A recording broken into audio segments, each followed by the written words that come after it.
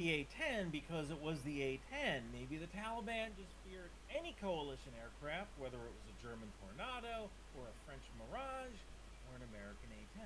Now, I'm not saying that the A-10 is a bad plane, but maybe we created a myth about it that isn't necessarily deserved. Now, myth, as tempting as it is to believe, doesn't win wars. So let's put a pin in this for a minute, and we're going to talk about what makes the A-10 so special. So there's basically three kinds of fighter aircraft: interceptors, multi-role, and attack aircraft. Interceptors are designed to fly really fast and intercept enemy aircraft. You don't tend to see dedicated interceptors that much these days because having a single purpose fighter is usually extremely expensive. The MiG-25 fills this role, so does the MiG-31. And I guess on the American side, the F-22 Raptor is kind of the closest thing America has to an interceptor. Now, multi-role fighters are like the Swiss Army knives of aircraft. They can carry bombs, and they can fight other fighters. For this role, America has the F-15, F-16, F-35. Russian aircraft include the MiG-29, Su-27, and then there's the A-10, which is really just a single-role, air-to-ground attack aircraft. Now, don't get me wrong, the A-10 does have some air-to-air capability. Back in 1991, during the first Gulf War, Captain Bob Swain was an A-10 pilot, and he shot down an Iraqi helicopter, which was, I think, the A-10's first air-to-air kill. But the A-10 can't really go toe-to-toe with other fighters beyond visual range. For all intents and purposes, the A-10 just does air-to-ground attack, and it does it pretty well. This is an iconic, very unique-looking aircraft. It showed up in Transformers, and G.I. Joe, and the Terminator, and Jarhead. If you take away all the popularity and romance and mystique and Hollywood qualities of this airplane, you're kind of left with one question. Does the A-10 accelerate change? Back in August of 2020, Air Force General Charles Q. Brown wrote a bombshell paper where he said the Air Force needs to accelerate change or lose. Now, I want you to understand something. American air dominance is not a birthright. America is so used to gaining air dominance that we essentially own the Z-axis, and it drives our strategy on the ground.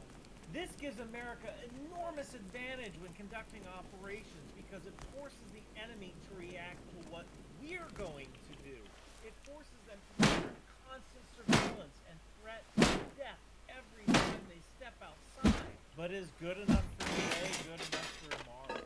Now, I actually read through the Air Force's budget for fiscal year 2022, and it's a little obtuse, but I think from what I can gather from the budget, the Air Force is spending $1.9 billion a year on maintaining the A-10 program.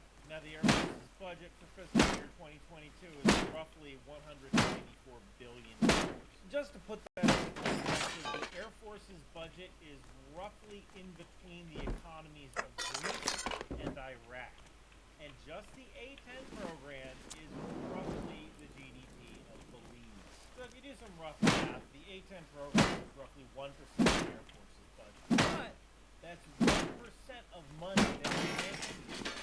I'm by no means an A-10 hater here, but something clicked in my head back when I heard about that 40-mile-long convoy that was north of Kyiv back in early March. There were all these Reddit posts and Twitter memes about how the A-10 would tear up that 40-mile-long convoy. And boy, that just shows what an incredible cultural icon the A-10 is, that people who didn't even know that much about the military were suggesting to send A-10s in to turn this 40-mile-long convoy into scrap.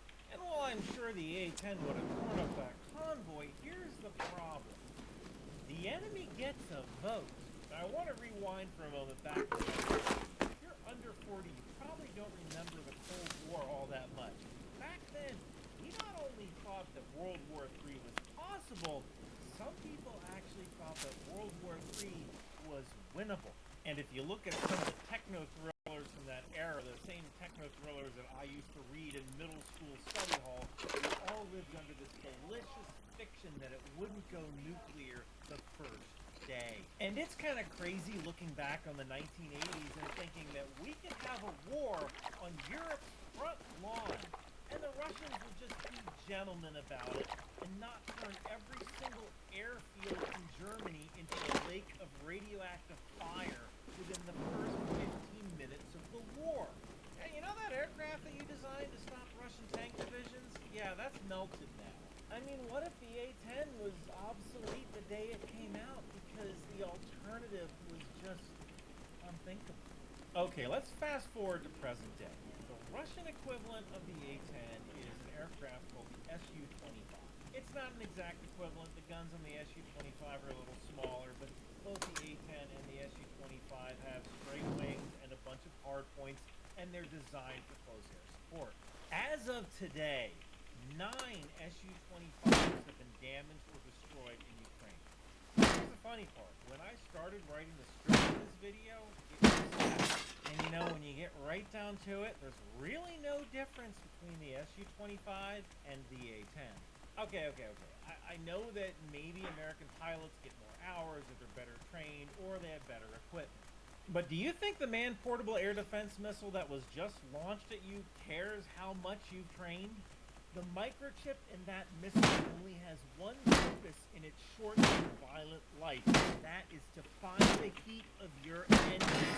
And yeah, maybe if you're better trained, you'll be able to evade or launch flares, but the missiles are gonna get better. So is there something about the A-10 that I just don't know? Is there something that makes it so special that it's not gonna get hit by notepads? I don't know, man. Maybe it's not the aircraft, maybe it's the mission. Maybe the idea of using close air support aircraft in a high-intensity contested environment has been obsolete for 50 years. We just didn't want to admit it because the aircraft looked pretty cool. Close air support aircraft are designed to put themselves in harm's way. Not only do they have to worry about fighters from above, but they're now flying to an area because a unit on the ground is having such a hard time fighting an airplane to make a decisive engagement. Okay, imagine a friend phones you and says, hey, there's a couple of guys shooting at me and I can't gain volume of fire over these guys, so can you please come over here in an armored car with a machine gun and engage them for me? While I admit that scenario might be a very uniquely American Saturday night, that is basically what close air support is. As close air support, you are flying into an area where men with guns have gained fire superiority over another unit on the ground. What are the surprises? Do they have anything for you? These guys could have anti-aircraft artillery or man-pads, and they're flying toward them, but now you're going to make a gun run down a predictable avenue of attack? Man, the bravery of these pilots is unquestionable, but is it worth the cost?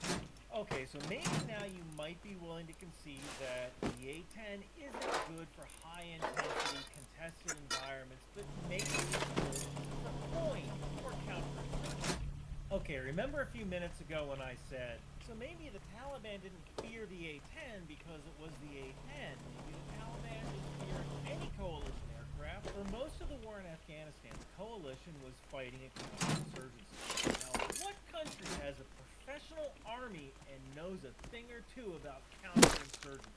If you've ever worked with the Colombian infantry, you know that these guys are no joke. They have been fighting the FARC and drug lords before I was even born.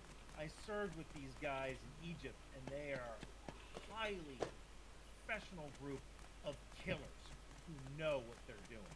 So I think we can kind of trust the Colombians here when it comes to the best tool for the job when dealing with close air support for counterinsurgency. What do the Colombians use? The Cessna Dragonfly and the Super Tucano. I know the Cessna Dragonfly isn't an A-10. But if you took away the A-10's gun, what do you really have? You have a bomb truck. What if the A-10's job could be done by a plane that was substantially cheaper? What if you designed a plane around the GBU-39 small diameter glide bomb? That way you're releasing bombs from 40 miles away instead of directly over the target. What if we had a propeller-driven aircraft that had machine guns and we used a loyal wingman-type drone that just acted as the bomb truck? You could have the bomb truck just loiter up in the sky for days at a time, and you could have propeller aircraft go up there and meet the drone, and if the two ever need to attack a target, they do it together. Now, this system wouldn't work very well in a high-intensity contested environment, but as far as I can see, neither can the A-10. So I think the only thing we're losing here is the cost of operating a jet from the 1970s and a gun that requires you to fly down a very predictable path. I think that one thing we can take away from Russia's failed air campaign in Ukraine is that the days of using close air support aircraft in contested high-intensity environments is over, and it may never have been there to begin with. So maybe the A-10 was obsolete the day it was released back in the 1970s, and that 1.9 billion a year we're spending on A-10 funding might be better used for helping win tomorrow's war. Thank you for watching.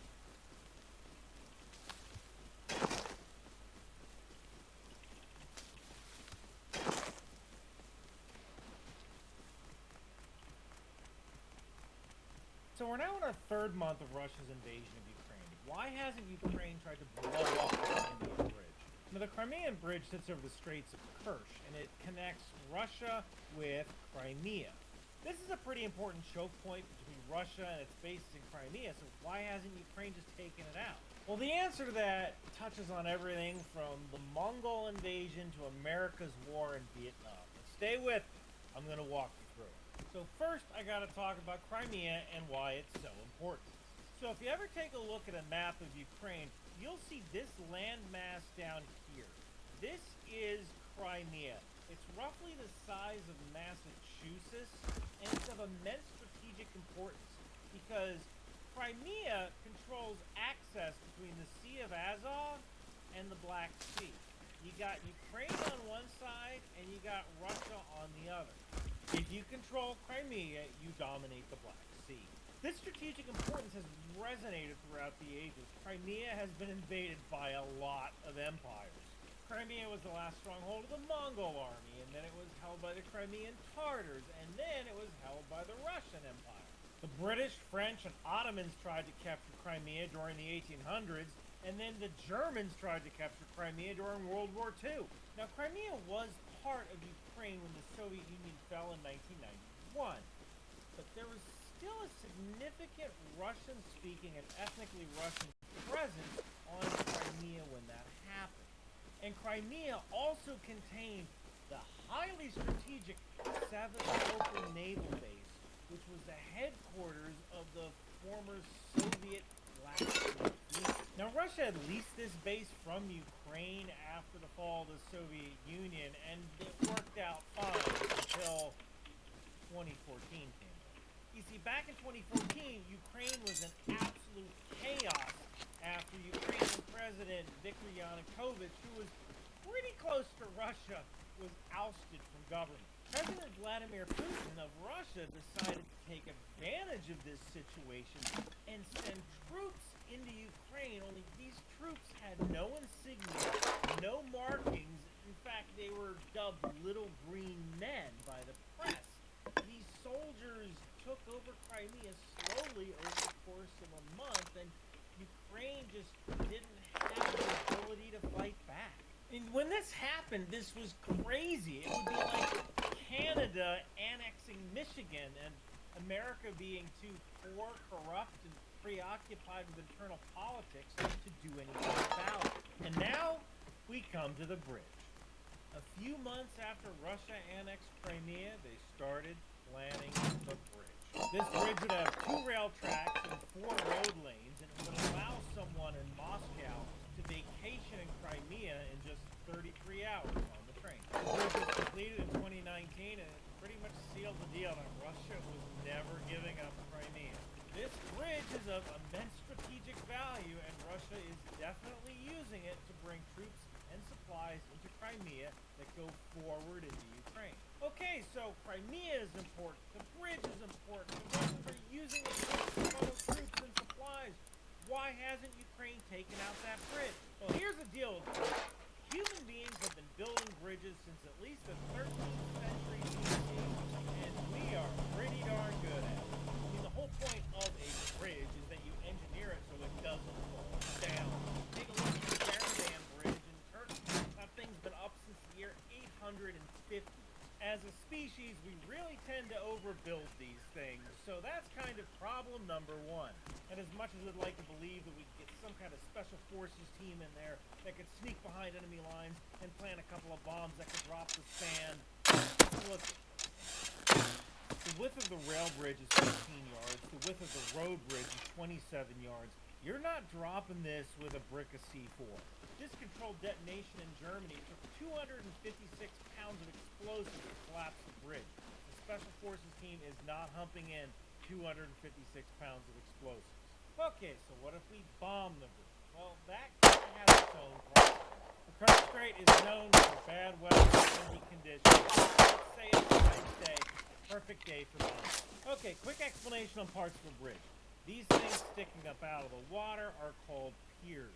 This thing here is the superstructure, and the length between these two piers is called a span. Our mission is to collapse this span, at least one. Well, technically two, because we have to collapse the road bridge and the rail bridge in order for this to get. Now, in order to increase our chances of hit, we can't fly perpendicular to the bridge. We have to fly straight down the road. Okay, now if you were going to defend a bridge, where would you put the air defense? Yeah, me. So you're trying to hit something that's a quarter the size of a football field while you're traveling 500 miles an hour and people are shooting at you. Good luck. Look, man, if a bridge is important enough to bomb, it's important enough to defend really, really well. Now, I know what you're thinking, Ryan, why don't they just use a laser-guided bomb? And if you find me a sailor, I'll be back for breakfast. But let's talk about the size of this bomb. And now we get to talk about Vietnam and the Thanh Hoa Bridge. This is the town of Thanh Hoa, Vietnam. And this is the Thanh Hoa Bridge, over which all sorts of supplies go from North Vietnam all the way down to South Vietnam. Take out the bridge and you stop the flow of munitions into South Vietnam. Easy as. Now in 1964, pretty much the start of the escalation of Vietnam, a list of targets was drawn up that the United States could attack, which would significantly degrade North Vietnam's ability to carry the fight in the South. The Thanh Hoa Bridge was one of those 94 targets. On April 3rd, 1965, roughly 80 fighters, bombers, tankers, and recon aircraft lifted off to take out that bridge. The main strike package included 30 F-105 Thunder Chiefs loaded with 750-pound bombs and these new AGM-12 Bullpup Smart missiles. Note that these Bullpup Smart missiles really weren't that smart. They just had a flare in the back of the missile, and the pilot could guide it down to the target using radio signals. And the missile only had a 250-pound warhead, which isn't a lot to take out a bridge. Oh, and as an added bonus, you can only fire one missile at a time. You have to guide it manually while flying the plane, and people are shooting at you. 120 bombs hit that bridge. 2 aircraft were destroyed, but the bridge was mostly undamaged. So the next day, the Air Force ordered a second strike. This time, 300 bombs hit the bridge. 2 more aircraft were shot down, but the bridge still stood. But the Air Force and then later the Navy kept trying with different tactics, but nothing they did to drop that bridge. It wasn't until April of 1972 that the Air Force, with very large laser-guided and TV-guided weapons, finally dropped a single span of that bridge. It took the world's strongest military 7 years, 871 sorties, and 11 lost aircraft to take out a single bridge. Okay, so back to present day and the Crimea Bridge. There were more aircraft on the initial Thanh Hoa raid than are remaining in Ukraine's Air Force, which should be about 56 or so planes. Now, it's reasonable to assume that Ukraine, even with Soviet-era upgrades, is probably still at a 1960s, 1970s level of technology when it comes to bombing. So I don't think an airstrike is a good option. What if we send a missile? Now, Ukraine does have short-range ballistic missiles, but the range on those weapons are about 115 miles. So even if they were close enough, ballistic missiles follow a very predictable ballistic path, and the Russians will be able to intercept those warheads. And even if they didn't shoot them down, the accuracy of that warhead is about 150 meters. So remember, you're trying to hit something a third the size of a football field. The accuracy 150 meters is probably not going to do it. Now you might say, well, why don't you send one of those Bayraktar drones with micro missiles? These micro missiles don't have a very large warhead. Okay, so what if Ukraine uses one of those Neptune anti-ship missiles? But then you'd have to reprogram the missile. Still then, it only has a 330-pound warhead, and that's not that much bigger than those bullpup missiles had in Vietnam, and they didn't do anything. But what if it's more advantageous to actually keep the bridge up? Now think about this. Every time a train goes by that bridge, intelligence can be gathered on what equipment that train is carrying. And if that bridge is in the water, it doesn't have to be defended anymore. So by keeping the bridge up, the Russians are taking very expensive anti-aircraft equipment and keeping them away from the fight to defend a bridge that's never going to be attacked. And there is one more thing. Maybe the Ukrainians want that bridge to stay up because it's a means of escape. Look, if there's one thing the Ukrainians have proven themselves good at, it's shaping operations. These are operations that shape the battlefield in order to create conditions for victory. Maybe Ukraine is shaping a long-term plan to actually take back Crimea.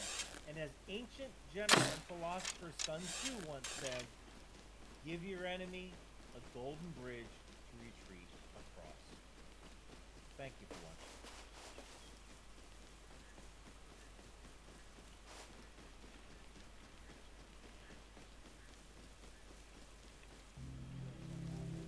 This video was made possible by CuriosityStream. Watch thousands of high-quality documentaries and get access to my streaming service Nebula using the link in the description. It didn't look like any plane that had ever flown before. In fact, it really didn't look like it should have been able to fly at all. But 80 years ago, a new kind of aircraft took to the skies that promised to fly higher, faster, and further. And its visionary designer was convinced that flying wings would transform the way we fly. But in just a few short years, these futuristic flying machines would be gone. Every last one destroyed or broken up for scrap.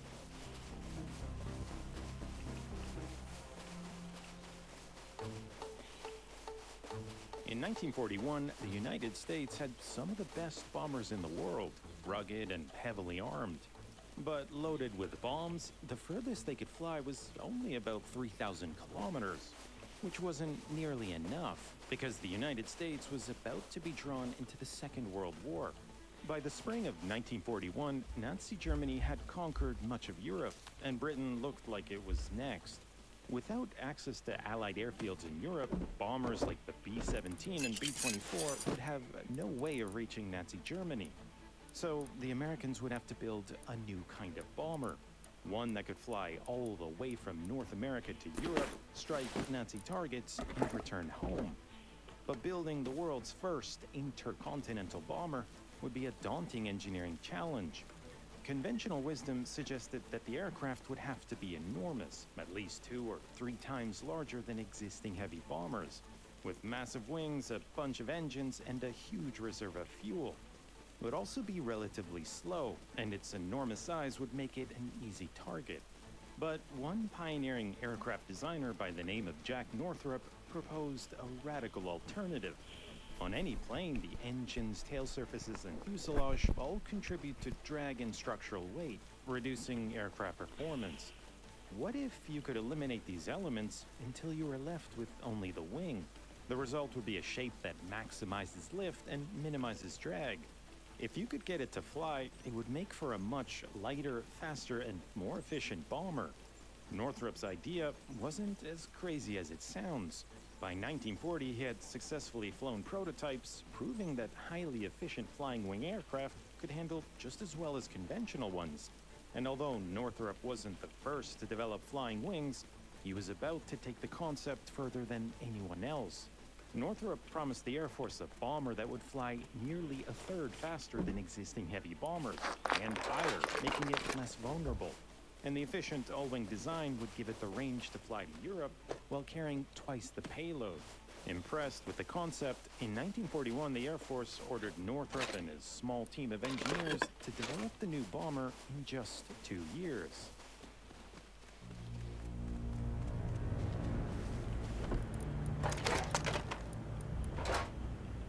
To make a round trip all the way to Europe, Northrop's flying wings would have to travel more than 9,000 kilometers, a mission that would keep it airborne for nearly 24 hours. The bomber's crew of 9 and 6 relief crew would have to operate in shifts, working inside a cockpit, equipment bay, and crew cabin housed inside the center section of the wing. Also housed entirely inside the wings were the engines. With 28 cylinders and twin-turbo superchargers, they were the most powerful piston radials ever put into production. Each drove contra-rotating propellers, allowing the bomber to dash to over 600 kilometers an hour. But making a flying wing stable required a complete rethink of control surfaces. Without vertical and horizontal stabilizers, all of the control surfaces would have to be located on the wing, with the bomber featuring an entirely new kind of control surface called an elevon. Northrop's low-drag, high-lift flying wing would also pack a punch, with 6 underwing bomb bays capable of holding up to 10,000 pounds of armament and 20 remotely operated machine guns to fend off enemy fighters. Pound for pound, Northrop's flying wing would outperform any conventional bomber, and the Air Force had plans to build hundreds of them.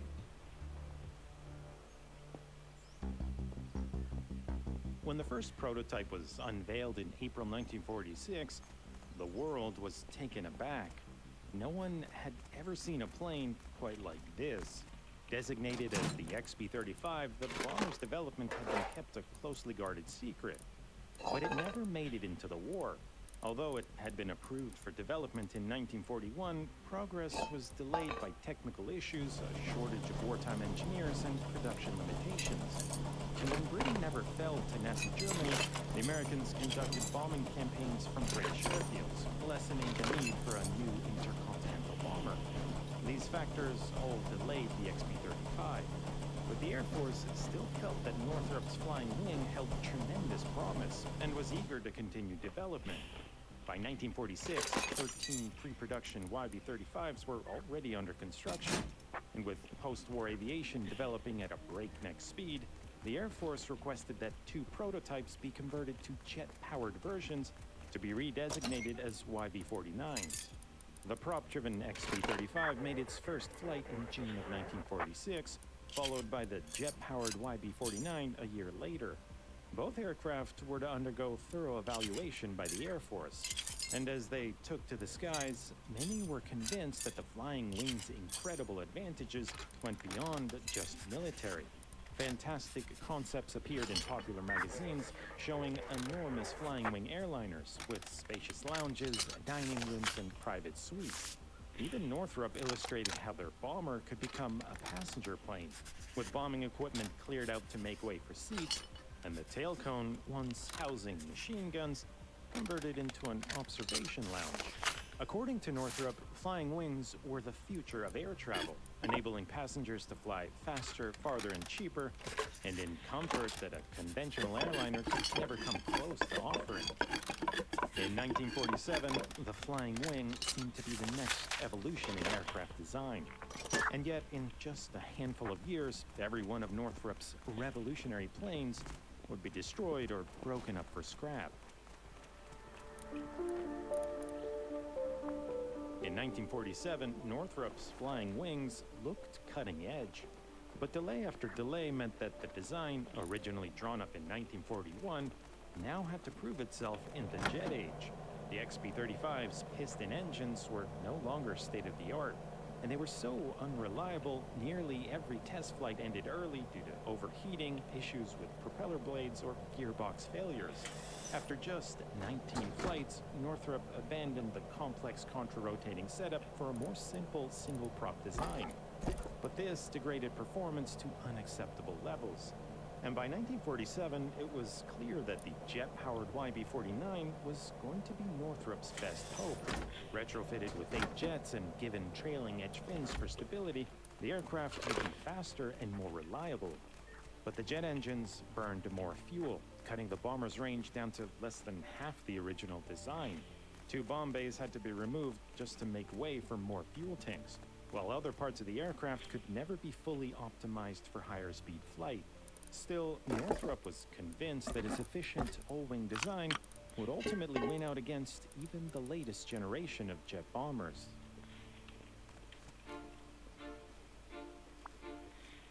On June 4th, 1948, the first YB-49 was delivered to the Air Force for evaluation. For Northrop, the delivery should have been a much-needed turning point, but it was just the start of an even worse saga.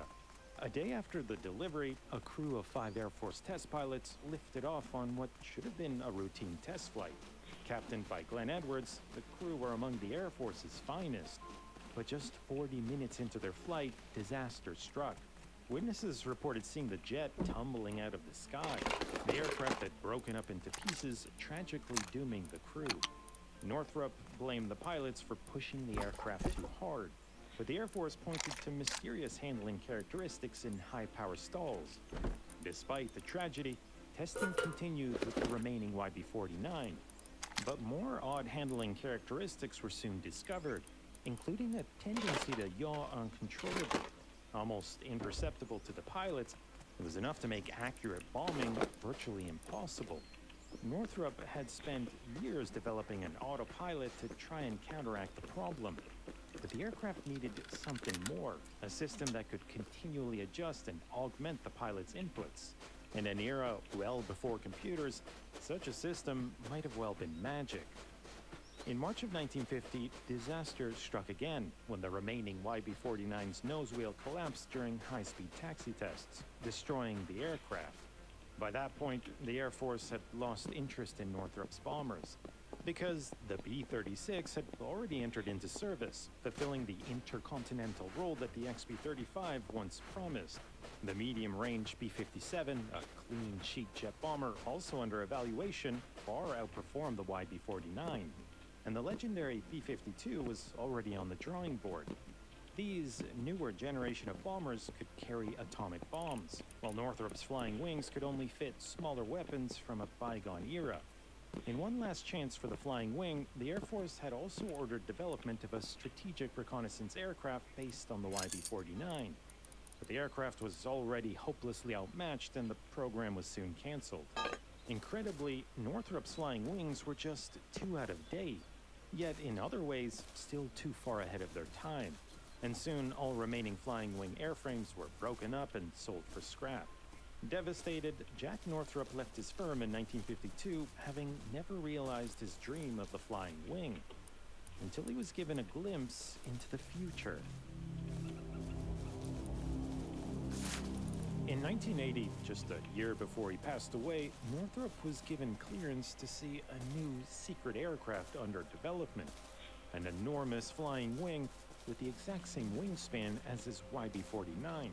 The design would make the bomber virtually invisible to radar and would allow it to fly more efficiently, aided by a computerized flight control system that Northrop could have only dreamt about in 1941. With tears in his eyes, Northrop supposedly whispered that he now understood why God kept him alive all these years. The Northrop Grumman B-2 Spirit is the world's most advanced aircraft, a bomber that strikes fear into the heart of its adversaries and remains shrouded in secrecy.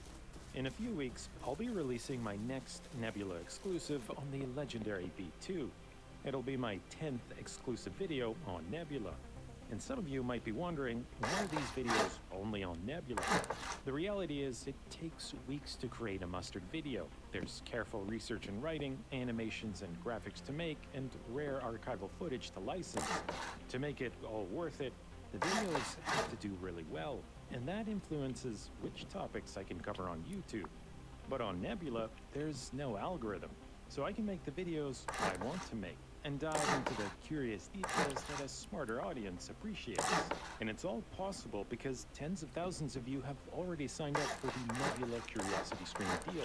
For less than $2 a month, you get access to exclusive ad-free content from your favorite creators on Nebula and unlimited access to thousands of high-quality documentaries on Curiosity Stream.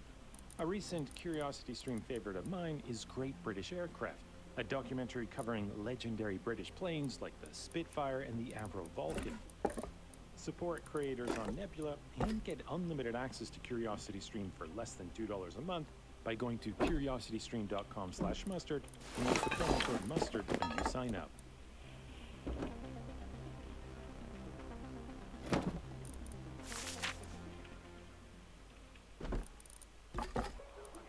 This video was made possible by Curiosity Stream. Watch thousands of high-quality documentaries and get access to my streaming service Nebula using the link in the description. In the fall of 1964, the Air Force begins testing a radical new machine that looks like it's come from outer space.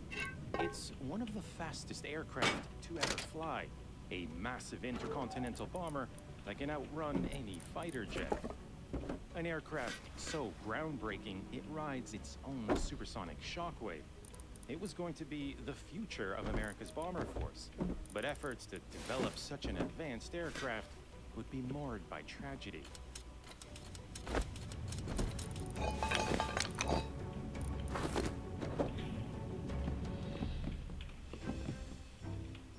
By the mid-1950s, tensions between the United States and the Soviet Union were reaching an all-time high.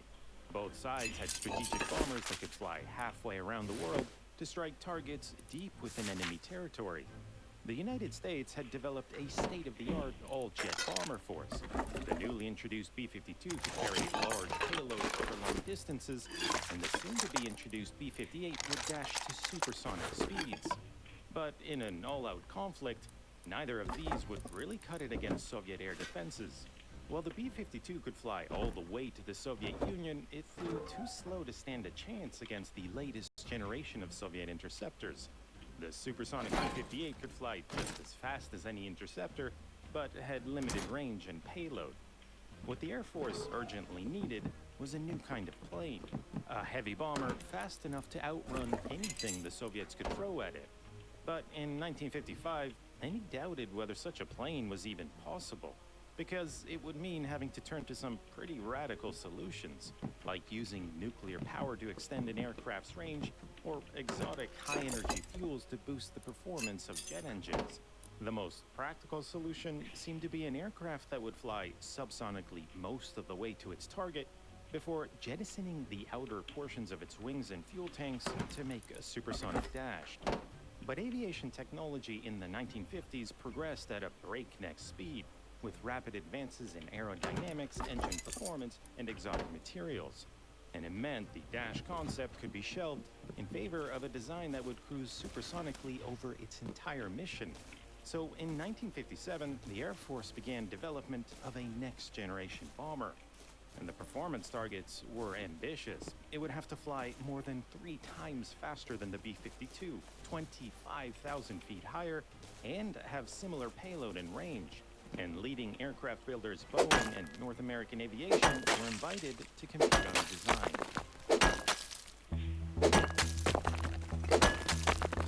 Boeing and North American Aviation submitted radical concepts that looked similar on the surface. Both featured canards and slender delta wings optimized for supersonic flight. But Boeing was widely expected to win. After all, they had built the venerable B-52 and a series of iconic bombers during the Second World War. North American was the underdog. But during development, their engineers stumbled upon research that would give them a huge advantage.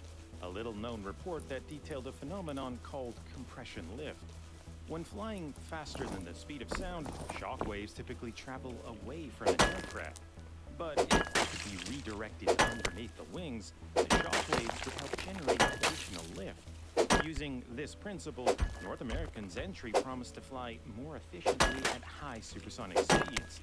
And the Air Force was impressed. To the shock of Boeing, in 1957, North American's design was selected for development. The new bomber was given the name Valkyrie and designated as the B-70. Engineers used cutting-edge technologies to build a 260-ton bomber that could outrun a fighter jet. To make this feat possible, 6 afterburning turbojets were fed air through a sophisticated intake. The engines were optimized to run most efficiently at high supersonic speeds, and they were powerful enough so that even if one were to fail, the Valkyrie could still maintain Mach 3 and complete its mission. But clever aerodynamics were also key to performance, with compression lift giving the Valkyrie one of the highest lift-to-drag ratios of any manned aircraft. Variable geometry wings improved stability and enhanced compression lift. On takeoff and landings, they could be fully extended at low supersonic speeds, angled downwards 25 degrees, and at multi-Mach speeds a full 65. But flying at 3 times the speed of sound, kinetic heating on the airframe would be so intense it would soften conventional aircraft aluminum. So engineers developed a revolutionary fuselage skin and circulated fuel throughout the airframe to cool the aircraft's interior. Even at an altitude of 75,000 feet, the Valkyrie's cockpit was fully pressurized and featured an innovative encapsulated escape system. It meant that the bomber's crew of 4 wouldn't have to put on bulky flight suits, allowing a Valkyrie crew to get airborne in only 20 minutes. Capable of delivering a nuclear payload to anywhere in the world in just hours, the Valkyrie's performance was truly out of this world, and the bomber would embody America's strategy of deterrence through strength. The first experimental XB-70 prototype was unveiled in May of 1964, with flight testing to begin in the following months, and it would soon be joined by a second and third prototype, both already under construction. But from the start, it was clear that things wouldn't go so smoothly. During initial ground tests, there were so many technical problems, the first flight was delayed for months, while engineers sorted through a laundry list of issues. It wouldn't be until September 21st that the XB-70 was finally ready to make its first flight, and cheers could be heard as the space-aged bomber lifted off for the very first time. But celebrations were short-lived, because a hydraulic leak prevented the landing gear from retracting, and soon one of the engines surged, forcing a shutdown. As the prototype came back in for a landing, a brake locked up, causing a tire to blow out and catch fire. It seemed just as one problem was solved, more would emerge. On October 12th, the XB-70 crossed the sound barrier for the very first time, just barely inching above Mach 1. But as flight tests continued, paint began peeling off the fuselage and control surfaces, and soon the aircraft looked like it had flown through a sandblaster. The paint was patched up and the XB-70 pushed on to higher speeds. But with each test flight, it seemed the faster it flew, the more serious the issues became. On its 12th test flight, as the prototype reached Mach 2.6, the horizontal splitter tore off and was sucked into the engine duct, knocking out 4 engines. The pilots landed safely, but all of the engines had to be replaced. Finally, on October 14th, the aircraft was cleared to reach Mach 3. But just 2 minutes in, a large portion of the wing's leading edge broke off, forcing yet another emergency landing. From that point on, the first prototype was limited to flying at no more than Mach 2.5. In developing such a state-of-the-art aircraft, there were bound to be setbacks. But there was a much bigger problem looming over the program. From the very start, there were serious doubts about whether the Valkyrie would really be safe from Soviet air defenses, because surface-to-air missiles introduced in the mid-1950s were quickly becoming the most effective way to guard airspace. And by the 1960s, the Soviet Union had thousands of them, which could hit targets beyond even the XB-70's altitude. The introduction of ICBMs in the late 1950s also meant that nuclear warheads could now be delivered much more quickly and economically. In the span of just a few years, missile technology had rendered the world's most advanced bomber virtually obsolete. With the XB-70's strategic value in serious question, engineers scrambled for ways to keep the plane relevant, sketching out radical concepts to repurpose the bomber into a missile launcher, an aerial launch platform for spacecraft, or even a supersonic aerial refueler. Even more outlandish was a proposal that would turn the bomber into a Mach 3 supersonic transport. But these concepts proved to be a bridge too far, and the program was dramatically scaled back, eventually reduced down to a bare minimum research project involving just 2 aircraft. But with millions already spent on development, the program pushed forward, and in 1966, NASA joined the Air Force in flight testing, using the prototypes to gather valuable research into supersonic flight. By that point, the second prototype had proven to be a much more capable plane. On May 19, 1966, it reached speeds beyond Mach 3, demonstrating its ability to cruise at 3 times the speed of sound for over 30 minutes. After nearly a decade of development, one of the world's most ambitious aircraft was finally living up to expectations. But tragedy would strike just weeks later. On June 8th, the second prototype was joined by 4 other aircraft for a formation flying photo op.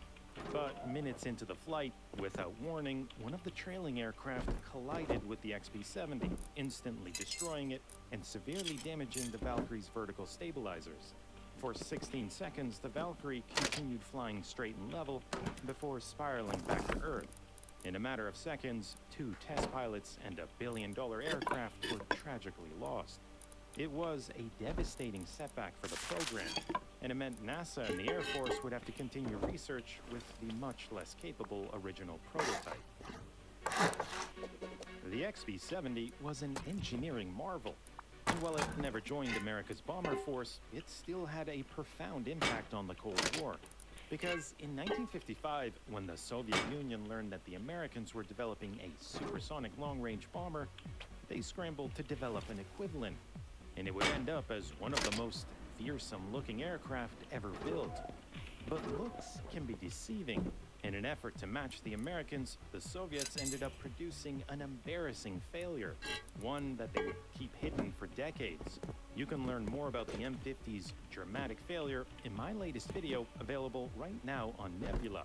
Nebula is where you can watch more Mustard videos, like my video on the legendary F-117 Nighthawk or the MiG-31 Foxhound.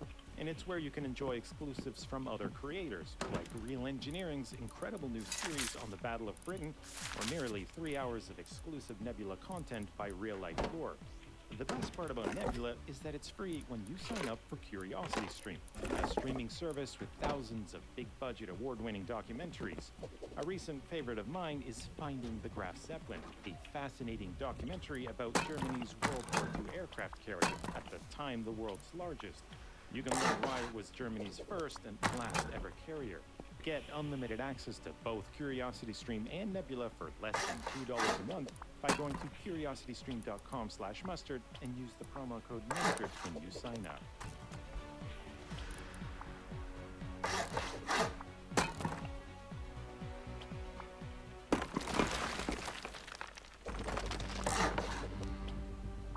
In the early hours of a cold winter morning, several radar dots appear over the Arctic Circle. They are moving under stormy skies, lumbering foreign beasts, carrying a deadly cargo bound for the west. NORAD scrambles bomber interceptors to get into the sky, but the call doesn't go to the American air bases, but rather to their friendly neighbor to the north, and to their incredible home-built aircraft, the Avro Arrow. Pushing the throttle to reach over Mach 2, these Canadian interceptors have been specially bred to hunt out the greatest menace of the 60s, Soviet People bombers. Armed with twin 1.5 megaton nuclear rockets, these jets have the speed and firepower to catch up and wipe out any bombing run attempt over the North Pole. Yet this jet never entered active service. No plane was more well-built, no jet more superior, and no story more tragic than the Avro Arrow. Many Canadians believe that this aircraft was so advanced for its time that even 40 years later, it was still being considered for modern defense. But just before its maiden launch, the entire project was cancelled, scrapped, and the prototypes destroyed, seemingly without warning, and over 30,000 workers lost their jobs. This is the tragic, legendary story of the Canadian jet, the Avro Arrow.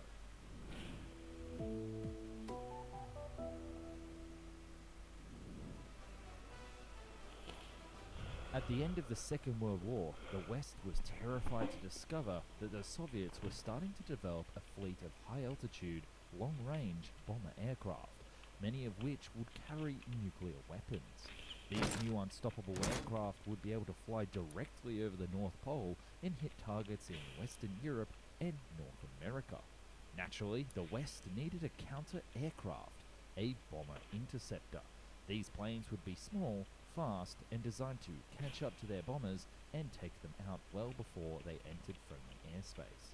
The US had several aircraft to fill this role, such as the North American F-86D Sabre, followed by the Northrop F-89 Scorpion, and eventually in the late 50s, the Convair F-106 Delta Dart. Looking at the world stage, however, you might notice a not-so-small nation lay right between the heart of capitalism and the USSR, Canada. Canada had effectively taken on a new role as Defender of the North, falling under a flight path of Soviet bombers, and it was about time it had its own aircraft to help protect its airspace. This is what they came up with. The jet would officially be called the CF-105 Arrow, built by Canadian aircraft manufacturer Avro Canada, which is better known today as Avro. It was designed with a crew of 2 in mind, sitting in tandem with one behind the other. The plane would be 77 feet long, which is 24.8 meters, and a height of 21 feet, which is a bit over 6 meters. The wings would be a delta shape designed for speed and have a wingspan of exactly 50 feet, or 15 meters, which is a very nice round number. It would have had many of the same advantages of the swept wing in terms of transonic and supersonic performance, but offered much more internal room and overall surface area, useful for fuel tanks and more lift when flying at serious speeds. And let's talk about that speed. The aircraft was designed to be deployed fast and catch up to the best the Soviets could throw at the West. It would have a top speed of 1,136 knots, which is 1,307 miles per hour, or 2,104 kilometers per hour, with some modifications to bring it well into Mach territory. Armament was stored in a large internal bay located in the belly position of the aircraft, taking up over one-third of the aircraft's fuselage. A wide variety of weapons could be deployed from this bay, such as the huge Welcome-guided missile, the Velvet Glove air-to-air missile, or 4 general-purpose 1,000-pound bombs. Because of the shape, the front wheel was long and thin and had to fit snugly under the nose, an engineering marvel for the time. The Bomber Interceptor would have a combat range of 360 nautical miles, around about 670 kilometers, or about just on a little patrol, a top range of around 718 nautical miles, which is 1,330 kilometers. Naturally, there were plans to fit the aircraft with additional fuel tanks where needed, but as it was a defense fighter, it wouldn't have to go very far from the airbase. It wouldn't be exactly fantastic at dogfighting with other jets or being used on air-to-surface bombing ways due to the drag and delta wind and lower speeds, but as a bomber interceptor designed to fly fast and in a straight line, it fit the bill with flying colours and was considered one of the best, if not the best, bomber interceptor ever designed. But developing a home-built superior bomber interceptor wouldn't be easy, and overcoming the technological challenges and insurmountable political ones would prove to be impossible. But to understand the downfall of the Avro Arrow, we need to start where it all began. It's quite funny because our story actually begins with a completely different aircraft, the Avro CF-100 Canuck all-weather interceptor. Entering into service in 1953, the plane would go on to be a highly ordered and utilised aircraft by the Canadian Armed Forces, something that I'll cover in a future video for sure. It was built by a little company called Avro Canada that was a subsidiary of the Hawker Siddeley Group. Because the Canuck had a troubled prototype development that led to several delays, the Royal Canadian Air Force realised that they needed to start working on a successor to the Canuck even before it rolled off the production line. And this new design would need to be able to carry missiles and fly fast to match the latest jet-powered bombers of the Soviet Union, like the mysterious, perhaps even nuclear-powered M50. In 1952, a year before the Canuck took on military colours, the RCAF issued a special report highlighting the requirements for a new second-generation interceptor called the Air 7-3. This new aircraft would need to carry 2 crew, have twin engines, and a range of at least 300 nautical miles, 556 kilometers for those using metric, specifications, as well as a short 200 nautical miles range when it was flying at top speed. It would also be able to fly at Mach 1.5 at an altitude of 70,000 feet, and be able to turn at 2 Gs without a loss of speed.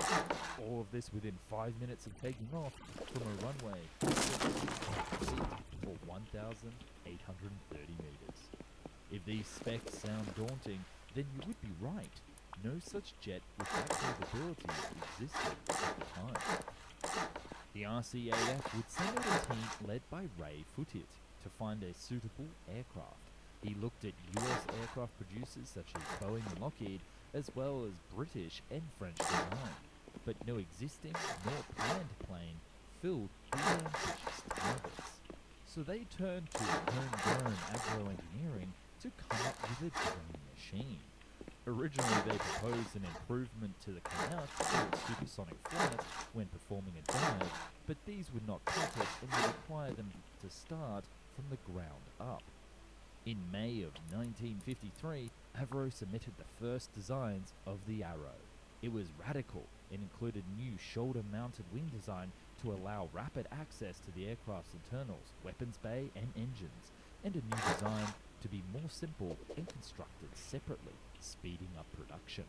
Originally, the government wanted to just proceed with a full design study for around 27 million Canadian, but when news broke that the Soviets had a breakthrough with jet bomber technology, such as the M4 Bison, as well as the hydrogen bomb armament that it carried, the Canadians changed their tune to the tune of $260 million, over $2 billion today, for 5 flight-ready Avro Arrows. The race to design the jet of the future was on. To meet the rapid rollout plans of the Canadian government, as in to have the plane flying by earliest 1955, Avro Engineering planned to build the production line first, rather than manufacture prototypes. This was more risky and harder to engineer and expensive, but it would allow them to instantly roll out production models when the design was finalized. James Floyd, the vice president of engineering at Avro, noted, "It was decided to take the technical risks involved to save time in the program.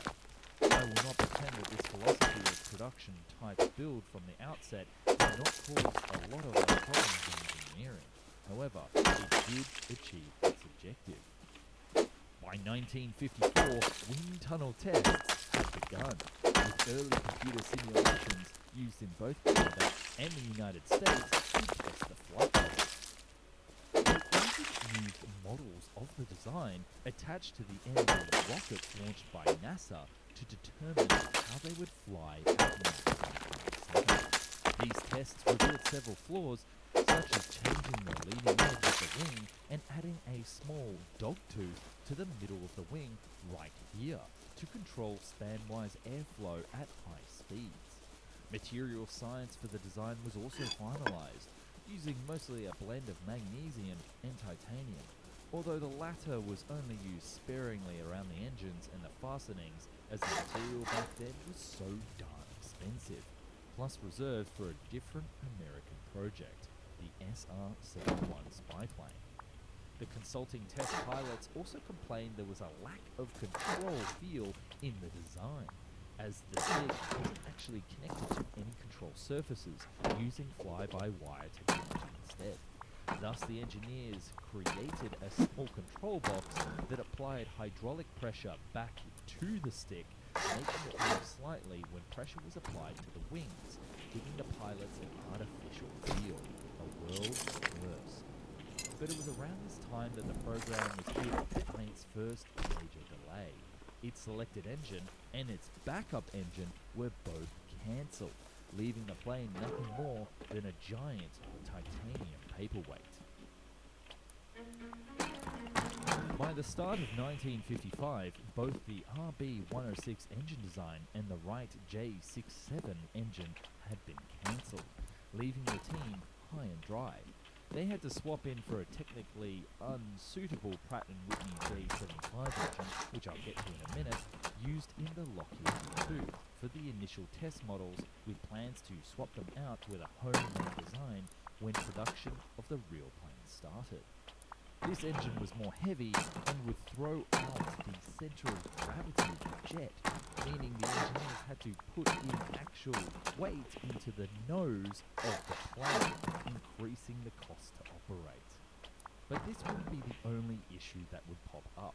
In 1956, when evaluating the full-scale mock-ups, the RCAF demanded additional changes to the design.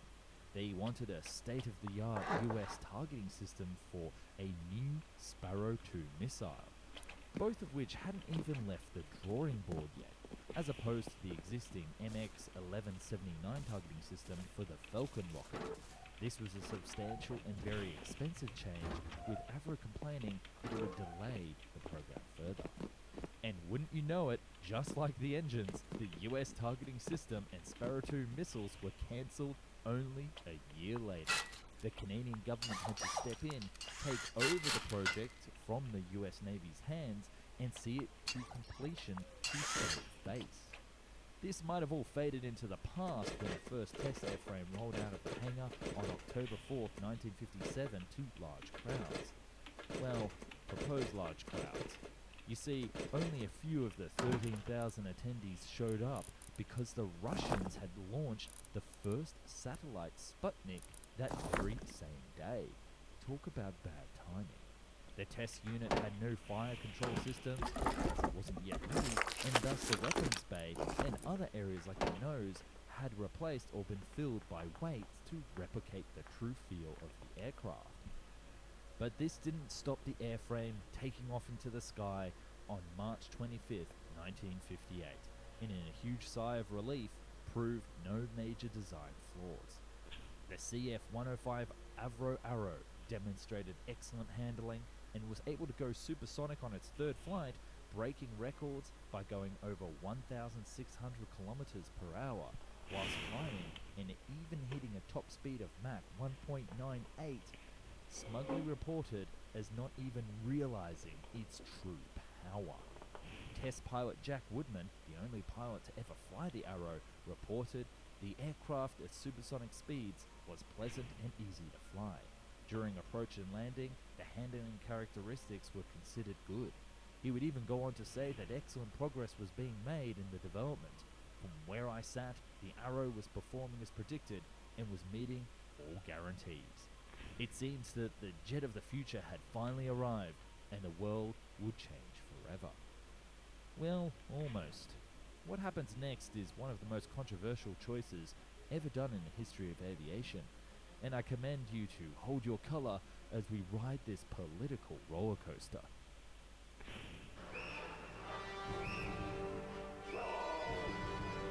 You have to protect our packages from point A. New Vortex Plus Moisture Lock boosts your anti-germ defenses while locking in moisture. It's not a bra in this. Tabbouleh. Skill bikies. Alright. So we're back again with another Spawn Point walkthrough guide. A lot of people love my West Cherno Spawn Point walkthrough. In the early hours, Take a look at this maze. Can a man like me escape this thing alive? My good friend Robert and I are going to try to break out of this place. I installed some mods, so you're going to see some weird creatures in here, right? Like, we didn't test them at all, and we just went straight in, no knowledge of these things. If you want to get this maze yourself, it is available on my Patreon for supporters. I'm going to link to that in the description. We also recorded a Who Can Survive Longest for Robert's channel, so go subscribe to Robert and watch that video when you're done with this one, because that one, oof, I can't even begin to tell you what happened there. There we go, 2 men in a maze. Ooh, let's see who comes out. Let's be again. Grab one of these instructions. How do we get here? We got the guy from Norway. Okay. Congratulations on winning our lottery at Kaizen. I hope I'm saying that right. And created this project for the beloved consumers. We're glad that you have become a part of our team and are helping us. I'm gonna keep these instructions on me. Did you get a pickaxe? Nope, there was only one. Alright, I'll get the pickaxe, you get the sword, okay? Or do you want the pickaxe? I get the sword. No, you take the. Did you take the bow? I didn't take a bow. There's arrows here though. There was no bow. I think we need to get the bow. Just after you're passing, you'll receive a certificate. Find arrows and a bow. What? We didn't pass anything. We gotta cook this stuff. Yeah, I'm cooking it right now. I'm cooking my half. Almost done. The coal that's in there is left for you. You can keep it. Yeah, get rid of these bees. They're creepy. They're just being, or they're being there. There's a. Oh, look at this. Hey, Robert. Yeah. Buzz. There's a head right here. I want. Take it. It's yours. Player head. Oh yeah, that's right. This is like Maze Runner, like straight up. The hit movie. The hit movie Maze Runner. They run through the maze. Okay, I think before we go to the maze, you know what we should do? Get some wood. Okay, you got the axe. Oh yeah, that's true. All right, let's make this challenge a little more interesting. If we don't make it out of this maze, you'll never see Unsorted Guy again. I found a few things over here. There's a farm. There's potatoes, so I harvested them and I threw them in the furnace and I replanted some of the potatoes. Okay. We're being survivalists, basic Minecraft survivalists. I'm gonna start digging down. Smart. Yeah, you get some tools. I just did something very stupid. What'd you do?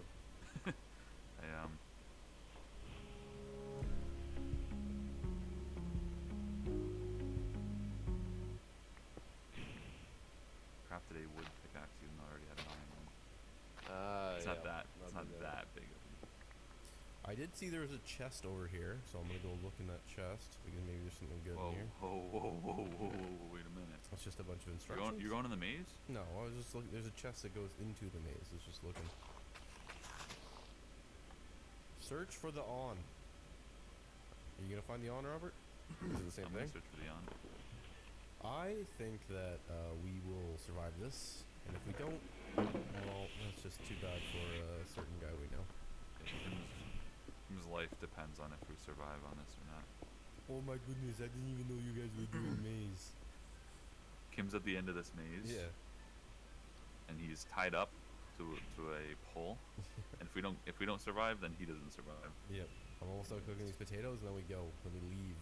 So which opening do This you is want to the way go? There's a small one right opening here. over here too. I know, but I think we should go to the one with the chest. Alright, search for the on. Oh yeah, get that. All right, Robert. Into the maze we go. I think I have There's a enough. dropper up there. Oh! Okay. You gonna die? Nah, I'm just poisoned for 18 seconds. What? It's trapped. The whole Okay, maze. so is yeah, trapped. there's. Oh! Oh! Okay. Oh, I'm poisoned now too for 18 seconds. Okay. Good start. Oh my god, we're gonna blow through our food if this keeps happening. What'd you step on? I broke the tripwire because I wanted to try to make a bow. Oh yeah, you don't want to break tripwire. Nah, we are gonna blow through. our Oh, food. look at these. You can there are little potions of poison in there. We'll grab them. Yep. Okay, Sean. What was the that? The whole thing is. The whole thing is booby trapped. Oh my god, it it is. Okay, which way do you want to go? You want to start by going We're left? gonna- I think we- it's gonna take Yeah, years keep to trying to get go through forward. this maze. I know, it's all good. Come this way. Okay. Wait, we cannot get separated. There's Alright. the one thing that. Don't step on that. That's very booby trapped right there. Okay. Well, let's just keep trying. Oh! Yeah, boys. This is brutal. What did you I'm step almost out of on? food. Did you get poisoned there? I did. There's traps everywhere. We gotta wait. Oh, this is bad. Let's just keep trying to go out, you know? How do you break these? stand. Okay. Can you? Why don't we just jump over them? We're gonna end up hitting them on somehow anyway. Every corner I I hit, don't. a little bit scared. We gotta find like there's food machines or something like that, right? Okay, so look up. John, I'm testing you. don't test them. Well, you step over and walk away, okay? Tripwire right here. Jump over it. Okay, come here, jump over it there now.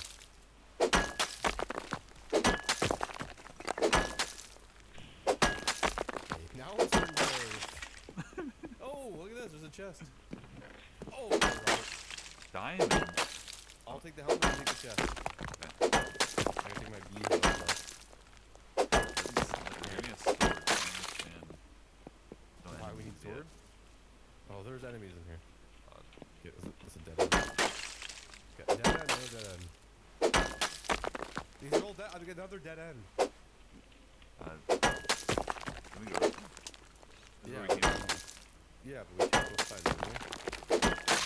Oh. I'll follow Okay, you. let's go this way. Okay, I have a theory of how we can get out of here fast. Ready? It's called the That's the chest right there. Yeah, no, so we're gonna go this way.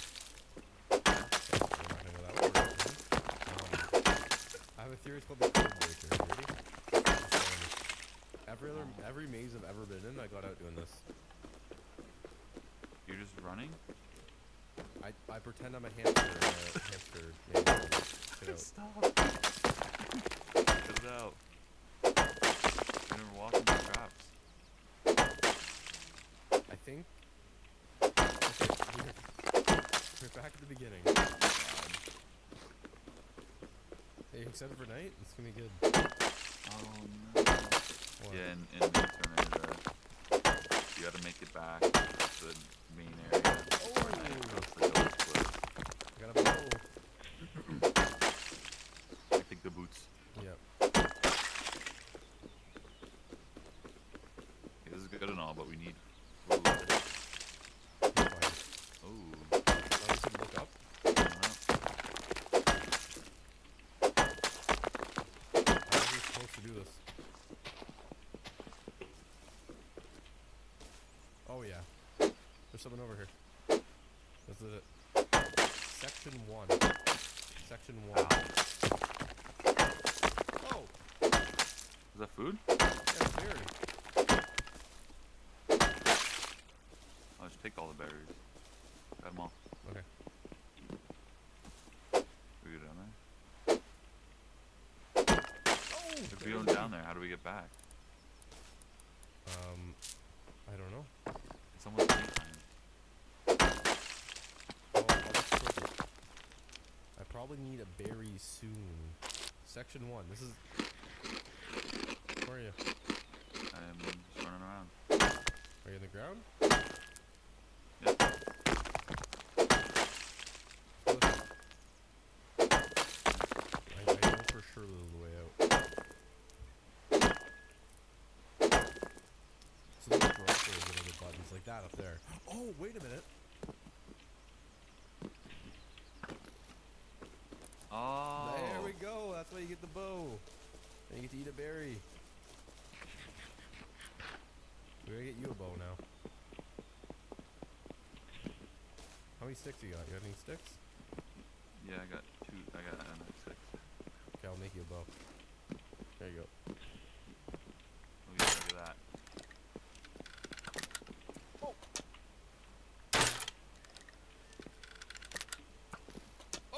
Is that you?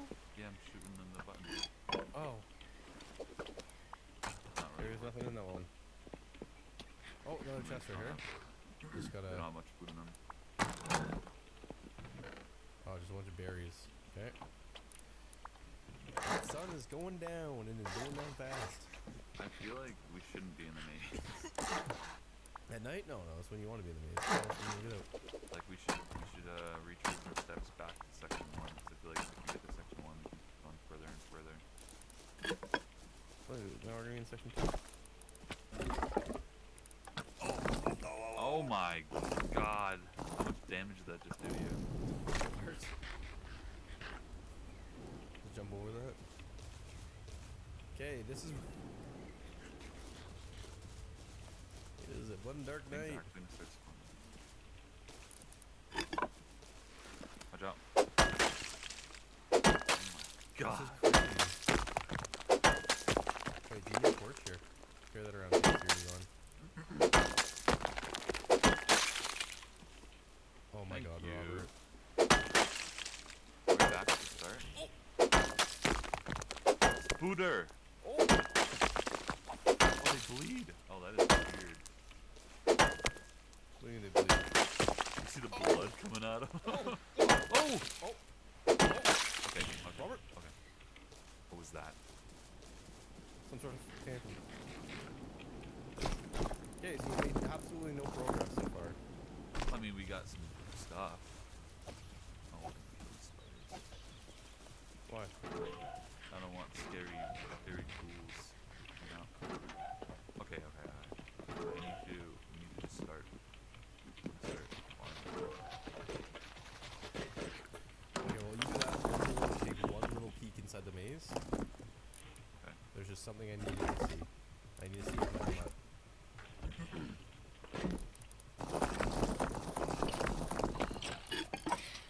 Okay.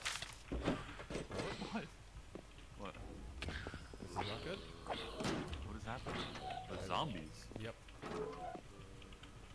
Oh my god, they're coming out. It's okay. Everything's fine. Everything is out of control. I mean, under control. Everything is out of control. I'm just gonna go take one little peek in this direction. Okay, there is monsters in the maze. Like zombies and No, spiders. just skeletons. Hey! Take a look at this. Found a way out. Oh, you can make a grave scythe with the ectoplasm. That's pretty cool. Oh, off that like thing that spawned off the spider. Yeah. I can also do something quite. Yeah, that's what I gotta do that. I gotta do that for sure. I'm making something for you. Cannot wait.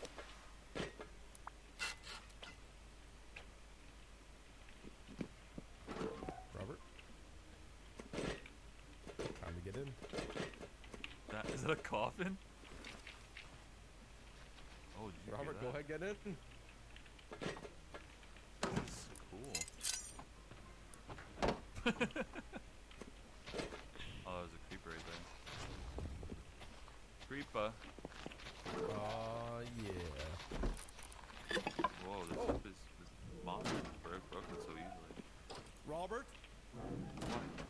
This guy's. Oh my god, he's fast. Yeah, he doesn't have He's a got an bow. axe. What's that guy about? What's he doing? Oh boy, they're coming. We gotta make a shield. I know, we don't have iron though. Do you have iron? No. He switched to an axe. He just pulled that thing out of him. Where was that thing? Oh, he dropped the bow. So I know the exit is like there's an outer ring we need to get to. Every time you can move like this way, you make progress. What? This one had a. Oh my god. I gotta find a way out of this maze. I'm going crazy. Maybe we can put down a marker like we've already checked. I think that's what we're gonna have to do. Put down markers. All right, plant a tree.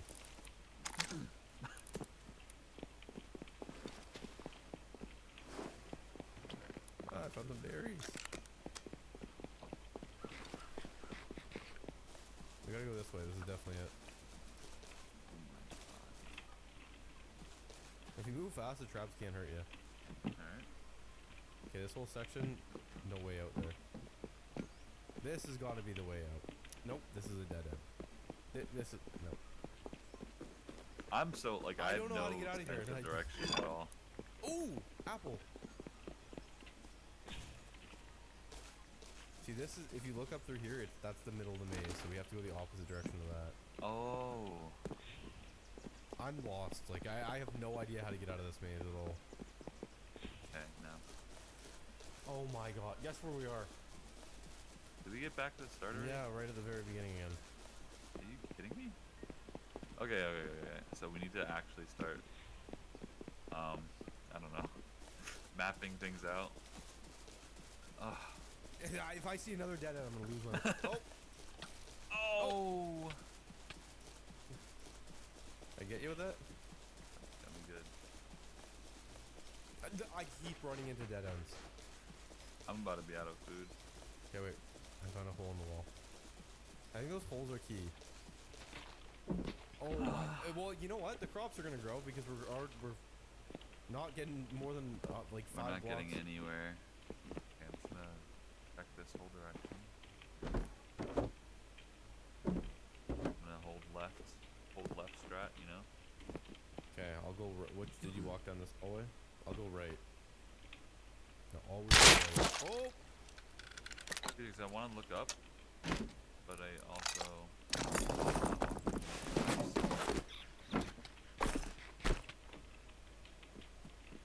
I am not doing too well right now. I will be honest about that.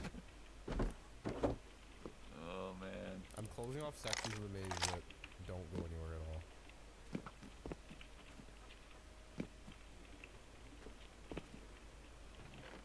Chest with 4 berries in it. Yeah, good. It's getting dark. I know, and okay.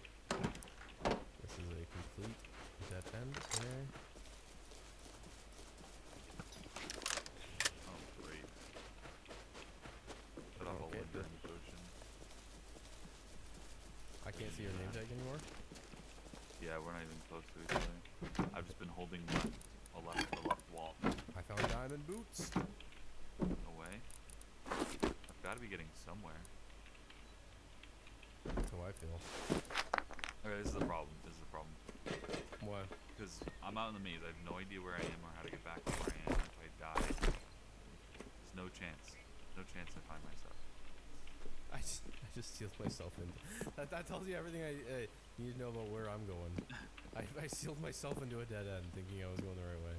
Oh my god. Okay. Night's falling, so we'll get back to the middle. I think I'm just gonna seal myself out here. When you seal yourself out. Like wall up cobblestone in an area. Oh my god, I don't know where I am. We've separated. Oh no. We're screwed. I have no food too. I think I found a part where I'm supposed to, I Wait, think I found a good spot. I found a potion though. I'm in the middle. Oh my god, Robert. I don't even wanna Oh my god. know what you're seeing. I'm being chased by a bat. A giant bat. What? Oh my god. Robert. You're on your own here. I can't help you. Oh my god, I'm gonna die. Oh, don't die. No, I'm more dead than.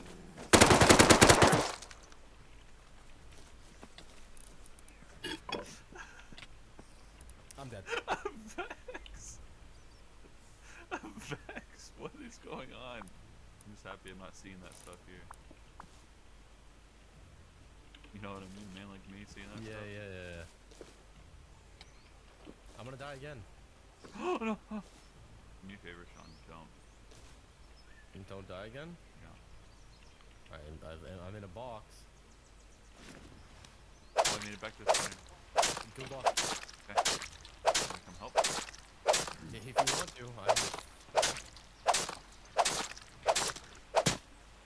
Oh, it's a skeleton riding a bat? That's what. Yeah. Wait a minute. Okay, I'm shooting at it.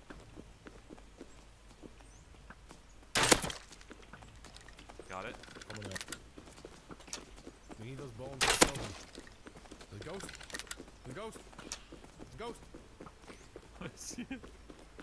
Why is he just riding a bat? Oh, do you see that, Sean? What? Way up there, there's droppers in that little Oh, wait. Wait. Look at this. There's pressure plates here.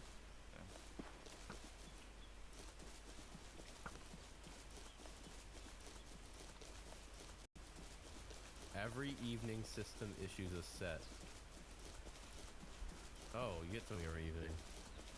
Okay, we've made absolutely no progress on this maze. So there's 3 routes to go. I thought there were only 2. There could be 50. Why do you know there's 3? From the start, there's 3. I didn't know there was Oh. it's every direction you can technically go through. I sectioned off a lot of dead ends that way, so I think that's what we just need to keep doing, just sectioning off Alright. dead ends. And in the morning we'll do just that. Going out. Going out. You're going out now? Yep. Okay, let me come with you so we don't get separated. I need food though. I'm the world's hungriest man. I need berries and sugar really quick. Alright, I guess I'll find a berry bush. You won't believe it, I got lost already. Really? Nope. Alright, ready to go back out? I have 0 food. So I do have I. 1 cooked mutton. Well, that was stupid. I just walked through the berry bush. Okay. These skeletons are driving me absolute buck bonkers. Book bunkers. Make sure you carry around a torch with you so you can. Yep, got a torch in my hand. Sword in the other. Oh! Yeah, I've been here. Don't worry. These things are disarmed. Okay, so. Ooh, a little menacing. You're running. Oh. What was that? Trap. You would have set it off again. I hear a skeleton behind us. Or in front of us. Okay, direct hit on me. Oh, Sean. Yeah. Oh. New section. Yeah. I really, truly need to eat some food. Oh, So we no, find this those. is Lowe's. Oh, berries, berries. Oh, no, I need to eat food.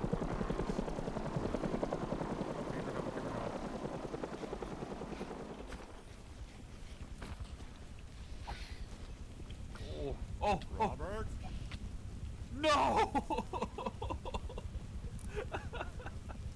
Don't worry. I got your XP. Wait, you see me? See your name tag? I don't see yours.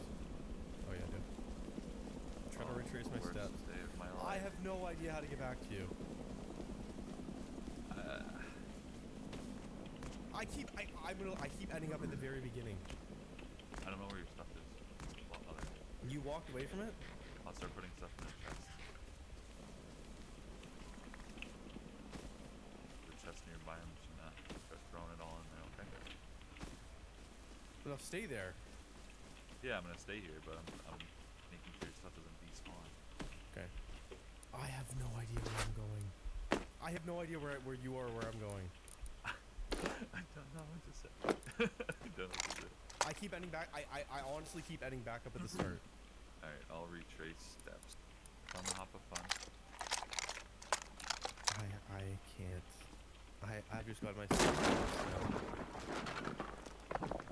Okay. I'm at the center. I know how to get back. I created a rope of cobblestone. Okay. Oh wait, I see your nameplate. I'm at the center. I'm starting to feel like there is no exit to this maze. Let's. Did you get berries back from breaking those? Let's just go to the maze. God damn it. Alright, let's go.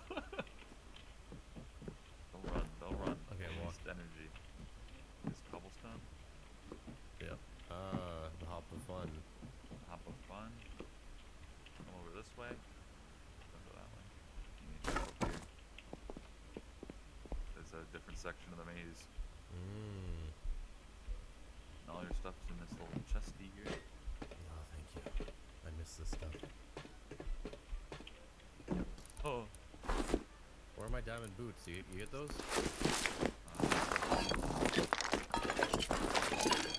These gone? What? They weren't in there? No, they weren't. You don't know where the diamond boots are? I want to look guilty because I have diamond boots on, but these are mine. Oh, there's a dropper up there. Yeah, I'm gonna get some berries. Give me berries. We're in a section where there's a lot of traps. Be very, very careful. I only get one berry from this one.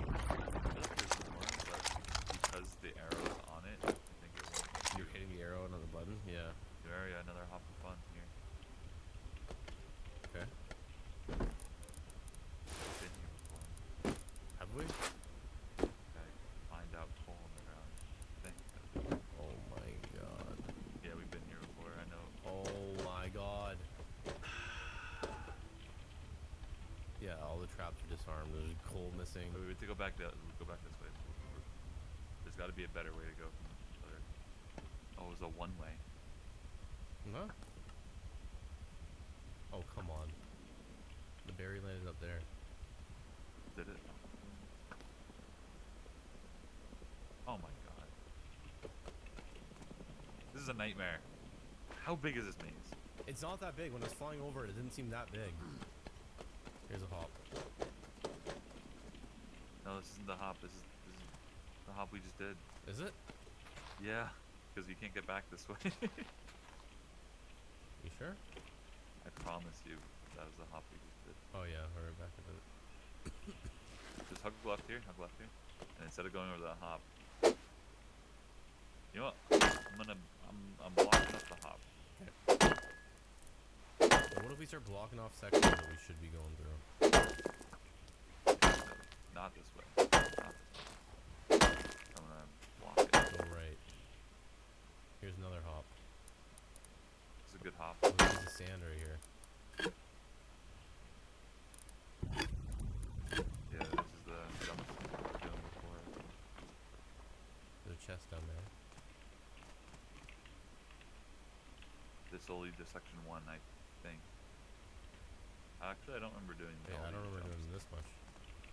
Like, this is really a high skill level, so. Okay, good. Ooh. This is looking like progress. Ooh.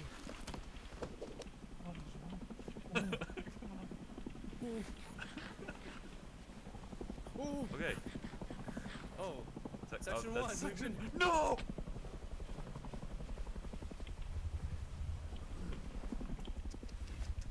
Look for that jump up. Are you coming back to me?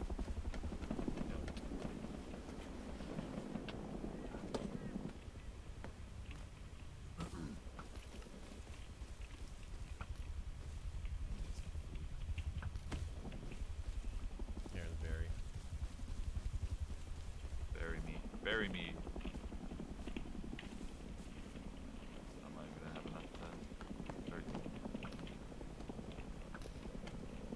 Got it back. what the heck? I can sense it. It's for sure.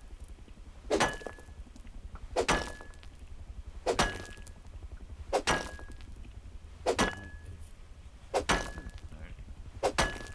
Where'd you go? I feel like we're in the. I feel like we're about to start like heading back to where we were. No, I think we're in the. This is a dead end. Wall this whole thing off.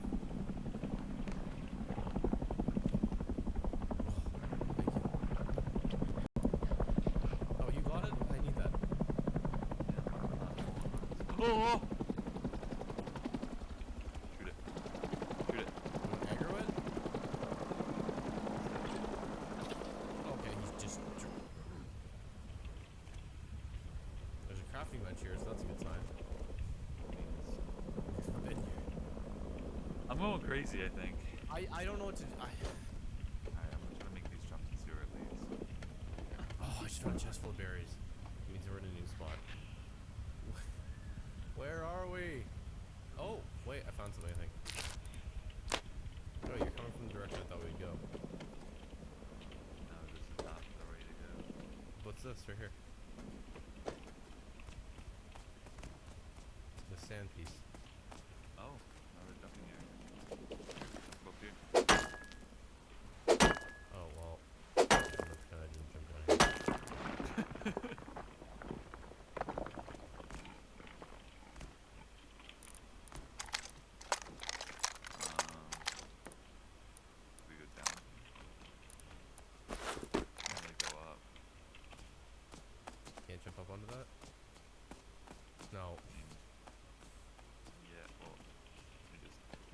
It looks like we should be able to. Don't go that way. Oh, shoot. This is the only way to get to 2, it seems. Like, it's actually the way. Okay. Oh. Okay.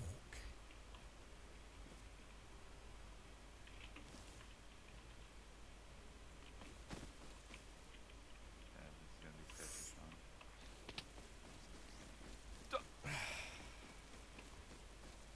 What happened? I didn't make the jump. What do you want me to do? Stay there. I'll pick up some berries and food, and I'm going towards the sun. Don't. It's not the plan. Well, I think I know how to get to 1. I'm following your cobblestone rope. I just jumped around the jump of fun.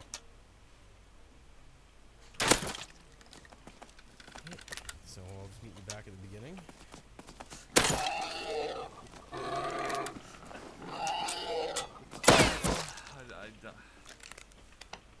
We're either that way or that way, but I think we're that way towards the sun. All right, ready? Yeah, we gotta get our stuff. I have 6 bread. All right, let's go. So we follow the rope. The rope. Use the jump of fun. Yep. I'm losing my mind.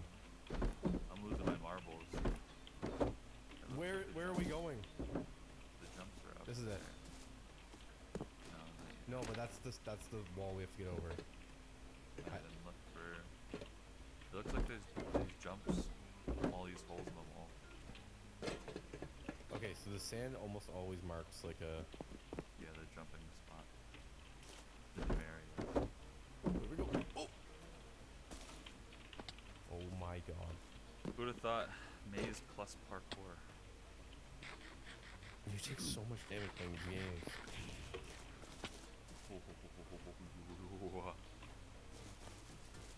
Okay, yep, we're almost back to our stuff, I believe. Oh my god. Oh my god. Oh, it's right here. You got it? This is the jump. Okay. Climb under stuff. There it is.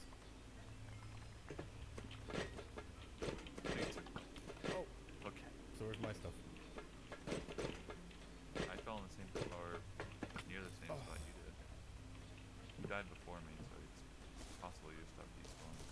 I definitely did not make that jump. So my stuff respawned. Okay. That's fine. Just So split whatever. yeah. Here you go. This is where you fell? I don't know if I can make this. No, I fell going back to your stuff. Okay, fine. I don't care. No, it's fine. I don't know if I can make that jump. It's fine. Just put. God. Oh my god. Okay. Alright. Section That's 2. good. No more dying. What we got here? The pressure plate. Don't step on it. Don't step on any of these pressure plates. There's lingering potions of Lingering potion of poison. poison and arrows. If I break them, it won't set off, right? Should we leave it? Should we start leaving a trail? Yes. I don't have any of my blocks, so. Here's a fresh trap over here. I don't know where we're going, Robert. It's fine. We're in a good spot. You know, we're not gonna head back to this spawn somehow. Oh. Okay, I'm back at the section 2 sign. Alright. So I think we'd probably go this way then.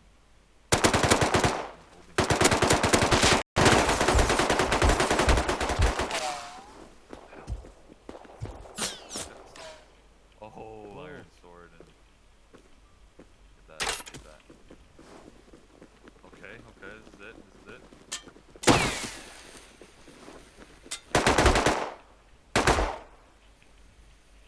Okay, I'm making progress. There's 2 ways here. We'll go left. Keep left.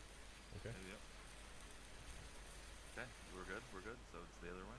You can block it off from here. Oh, here we go. Okay. Oh boy. Oh. This is gonna be a mess. This is gonna be even harder than the last one, I feel like.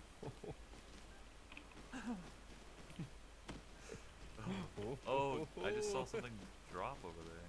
Oh god.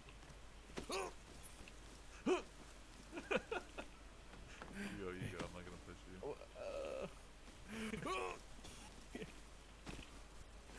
There's potions. I just saw it too. Yeah, what is happening? Why are there potions just falling? Is that the way you gotta go? Yeah. Are you sure? Here's a sketchy jump. Not too bad.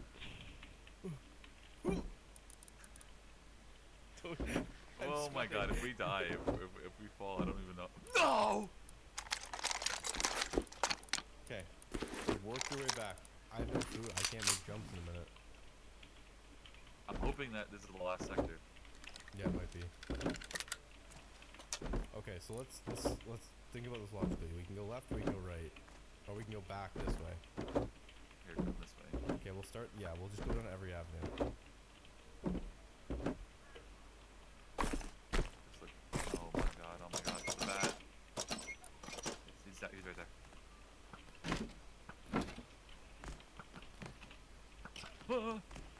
Why do you have so much health? Stop! Oh! Okay. This is a dead end? Alright, this whole area is a dead end. Okay, so we can close it off. You can close it off right here. Just have to check this. Oh, look! Zone 2! What? Okay, I'm in zone 2 fully. Wait, how? Just come back to where I am. You just walk around the wall. Watch out, watch out, watch out. I need food. Careful. Careful.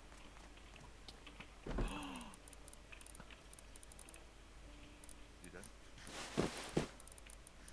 He's dead. Please be food in this chest. Yes, there is food.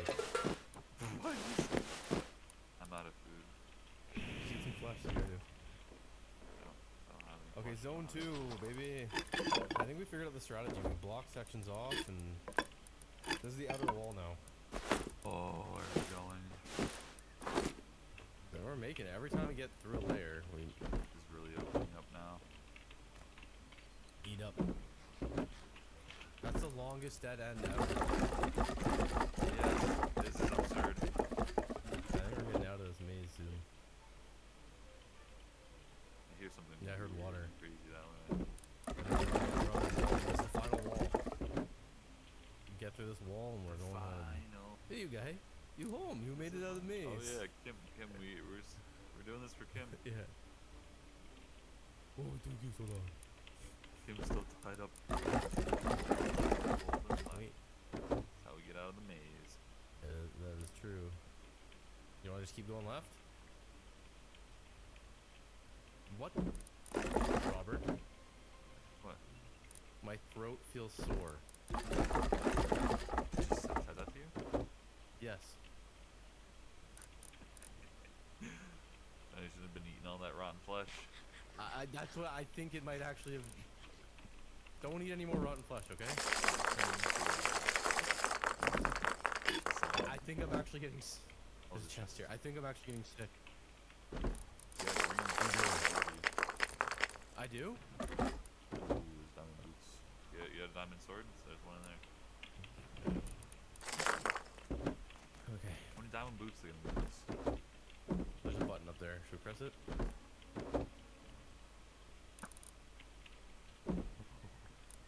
Apple! Your throat feels sore. There's a. I have an illness mod I installed. That My you can get throat's sick feeling and- sore. Yours is too? Yeah. Yeah. Oh no, we're both getting sick. What do we do about it? We get out of the maze before we die. Oh, you can't start running now. I'm getting out of the maze. This has got to be it. Come on. There's so many ways you can slip back. No, no, no, no, no, no, no. Yes! Well, this isn't it. Left. There's a dead end. This is it. This is gotta be it. Is that a dead end? Okay, then, man.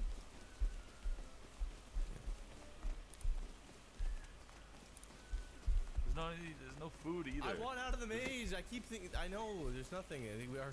Like, I got a sore throat. I got a sore throat too.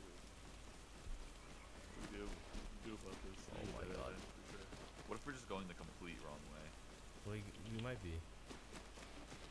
Oh, there's 64 steaks here. Is it really? No. Oh no no no no no no no no no no no no.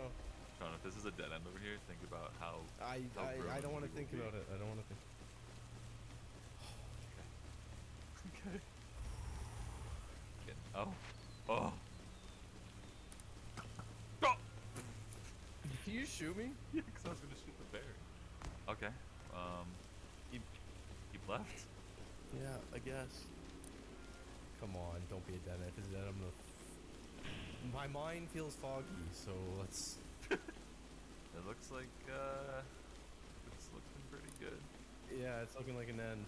Come on, my mind is foggy. We gotta. Why did we eat the flesh? We have no choice right now. I need to get out of this maze. I think that's a dead end. No, it curves around We the corner. gotta. We can't not check. You know. Oh my god, we have to get out of here, Robert. I don't like that the mind foggy one is even worse than the sore throat. Food? What'd you get? Oh, my mind feels foggy now. There you go. We're ready for whatever. Our biggest problem is not having any food at this point. No, the mind fog is the biggest problem. Well, we don't know what that is yet. We don't. I had a little preview of what it is. If we die, then you know how far away we are from anything? Yeah, I know. Wait, this really is an outer rings, isn't it? Yeah. That goes around the whole place. Yeah. Oh my! Don't say that. Like this is an outer ring around the whole area. I don't want to think about that. Oh my God, Sean! No. Sean.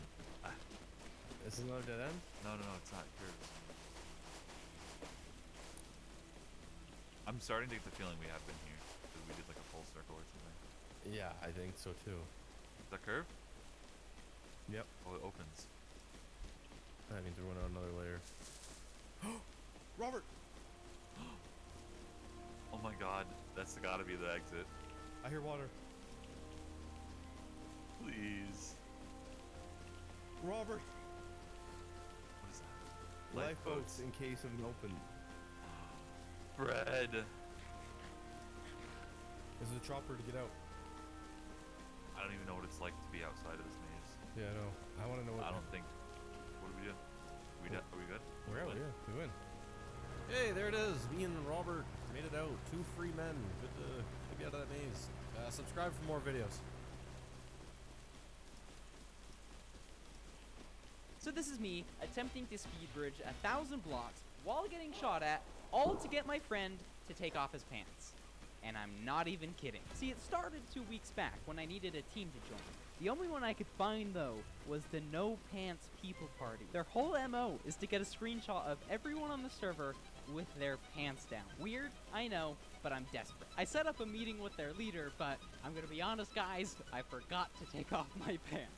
If a person caught wearing pants wants to join the No Pants PP, it's a pretty rigorous process. Specifically, I have to complete 5 challenges to join, the last of which is a 1,000 block speed bridging duel against somebody who wears pants. If I win, my opponent takes off their pants, but if I lose, I put my pants back on. And I got a warning that if at any point during these 5 challenges I got caught wearing my pants, You will become a mortal enemy of the No Pants PP for the rest of the season. Your first task is to bring me back a disc, any kind. And for this, you can actually wear pants, because it's going to be pretty difficult, so you can put them on. Okay. Rekrap, you already messed up. What is the first rule of the No Pants PP? Don't put my pants on. After that, I promised myself I wouldn't mess up with the pants again. Like, I already showed up to the meeting wearing pants. What am I doing? Task number 2. In a 100 by 100 area around spawn, I've hidden 3 shelter boxes. Bring them back to me as fast as possible. I found the first 2 just fine, but I couldn't find the third one for the life of me. If you ever want to give up, you can... Oh, no. I'm not one to give up. If you want to give me hints, I'll Alright. It is in a 80 by 80 center around the nether portal. 60 by 60 area. 50 by 50. 40 by 40. 30 by 30. 20 by 20. 14 by 14. Dude. What? The actual. How is it here? I'm not gonna lie, bro. My entire chat is spamming. You are like, you Idiot? can't find this. Yeah.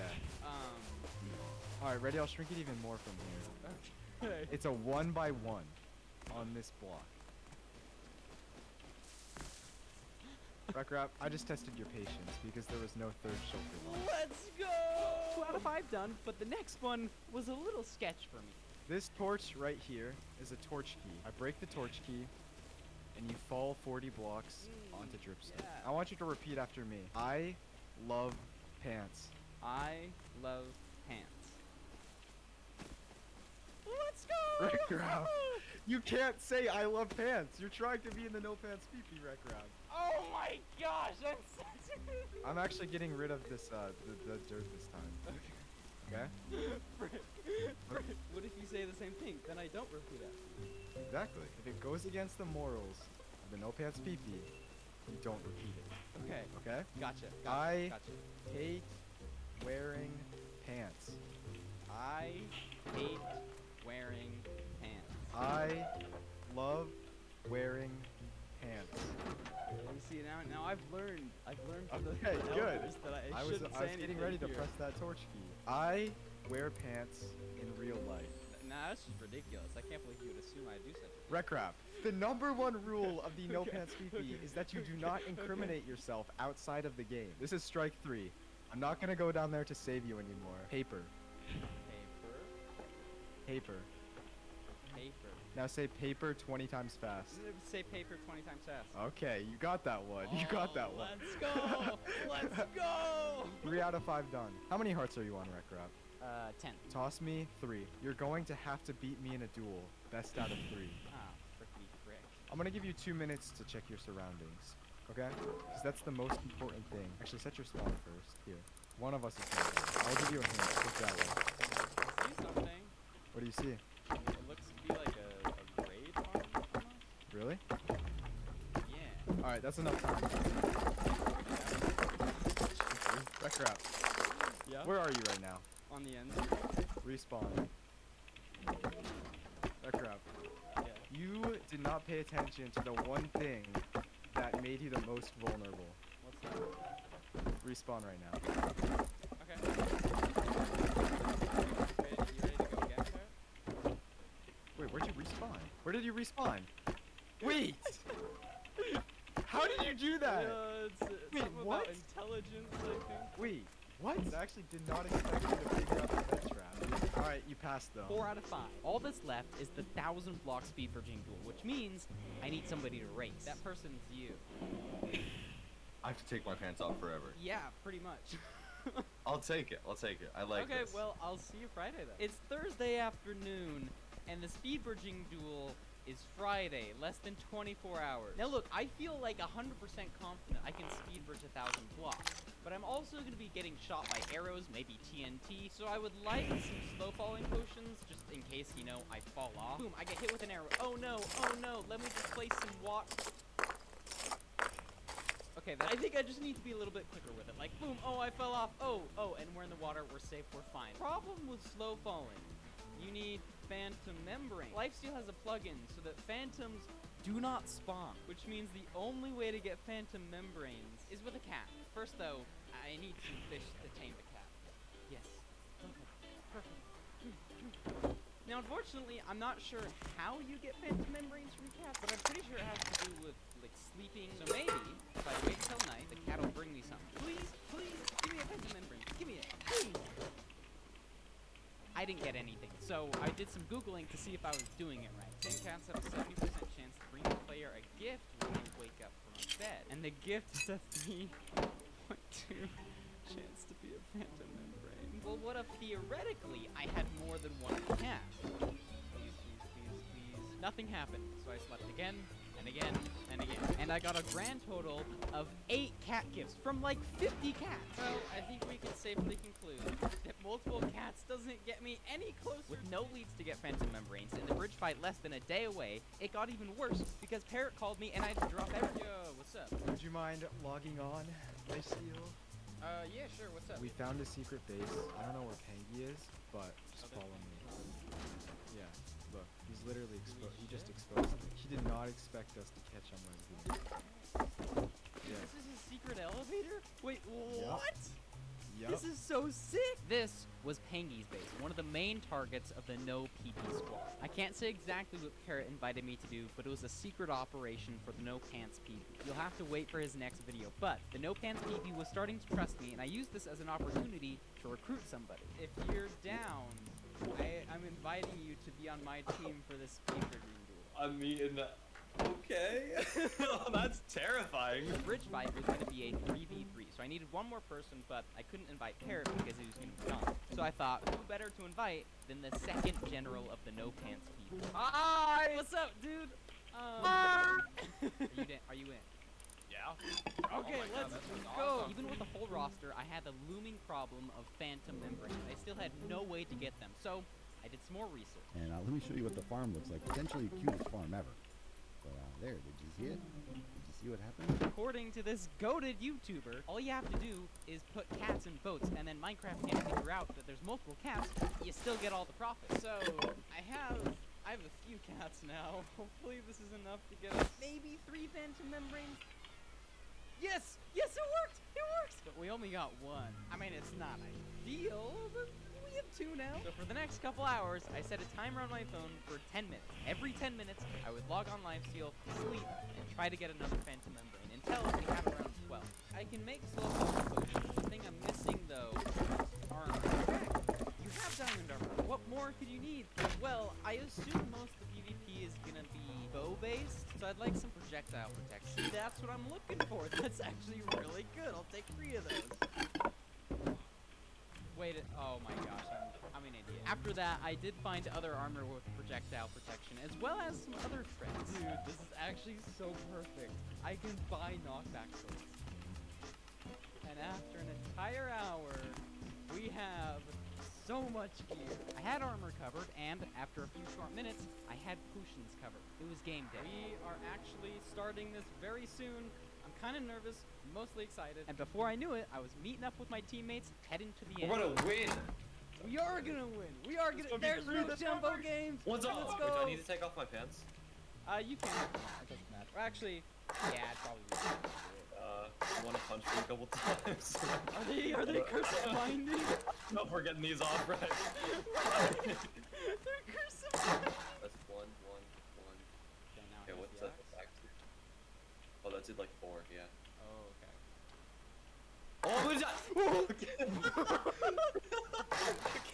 wait. Well, at least we got the pants off, guys. Hey, there he is. There he is. Alrighty, gents. Welcome to the base. Wait, this is sick. I haven't been able to clean it up a ton, but this is all the gear we have. Oh my. What? This is paradise. Oh my gosh. I'm glad you guys like it. I'm kinda hyped. Alrighty, boys. Are we ready? Okay, I was really confident, but now with the voice, like, yeah. Yeah. One more over. no, dude! I have a fear of heights. I'm ready. Okay. Alright. Pants are on the line, good sir. Let's separate into our group calls, and then I'll give us a countdown in chat. Let's go. 3, Go, 2, go. 1. Go! Go, go, go, boys! We're Alright, going! up your shields. We got Wait, the they're lead, using we got the boats. lead, we Wait, got the that's lead. so smart. What the heck? No! Alright, just keep going, That Rex. is Keep genius. going, Rex. That's actually genius. Yeah, they brought One of them fell. One of them Are we fell. ahead? Are we ahead? Are we ahead? Oh, we're so ahead. Yep, we We're are so ahead right now. Wait, fall back. Come up. Just come up to the bridge, guys. Come up to the bridge. Let's go. Let's go. Wait, Let's go. Bacon's pushing again. Get further. I'm trying to hold him back. Oh, shoot.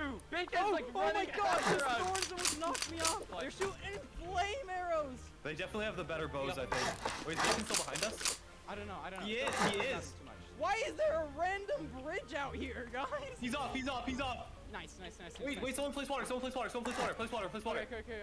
I'm down. Oh, Go. It's fine. I'm in water. You have time. They've got the height on us. They've got the height on us. Okay, pull up We to should the have front some with me, time. guys. Pull up to the front. Oh, yeah. Let's We go, gotta let's get go, distance. let's go. Look how high they're going. Go higher. Okay. I'm going up. All of this Bed Wars Clutch. practice is coming in clutch. How's your guys' slow falling doing? How's it doing? Good. I'm good. I'm almost out. Okay. Let's build a new corner. New corner. Yep, Going to corner? ready? Okay, good. Got Nice. Here, I want to One switch. place your water. It One place your definitely got water. the height on us. I'm kind One of place your water for a water source. Get out of there, Planet Lord! Dude, they're going too high! We gotta go higher! Yes, good smoke. Good. Nice bridging. Oh no, one of them. Oh, I don't know it's what's going happening. so far. Pearl, Leo! Where is he falling going? into the void! Good smoke! Good! Let's go. We got this. We gotta lead. Just barrage them! Barrage them! Let's go. I hit him again!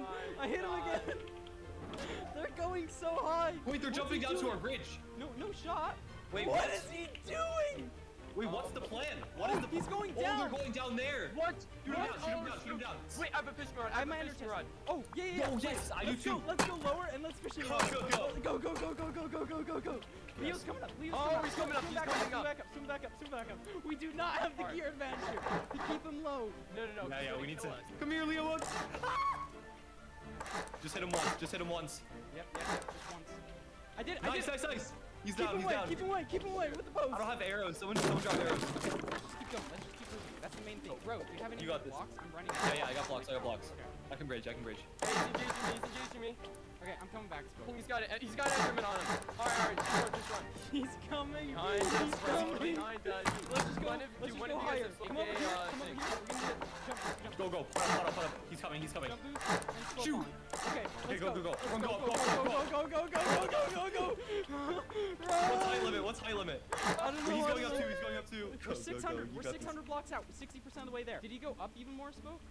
Yeah, he is so high up right now. Oh my gosh. Holy crap, he's so high. What the heck? How's it looking, Smoke? Is he still chasing us? He's just stationary right now. I'm not sure what he's doing. Okay. Oh, he's so falling over to me. He is so Oh my gosh, that was his plan. Run, Smoke. Go. We're 800. I think I hit him with slowness. I think I hit him. Nice. I think I got him. Where is he dead? Is he dead? Here, wait, I'm coming. Oh, I want to see this. I need to see this. I see him. Oh my god. Put this last shot on him. Get the last shot on him. Wait, no, One I'm gonna arrow. join the VC. We're gonna try to make a deal. Maybe like a heart. Hey, Leo.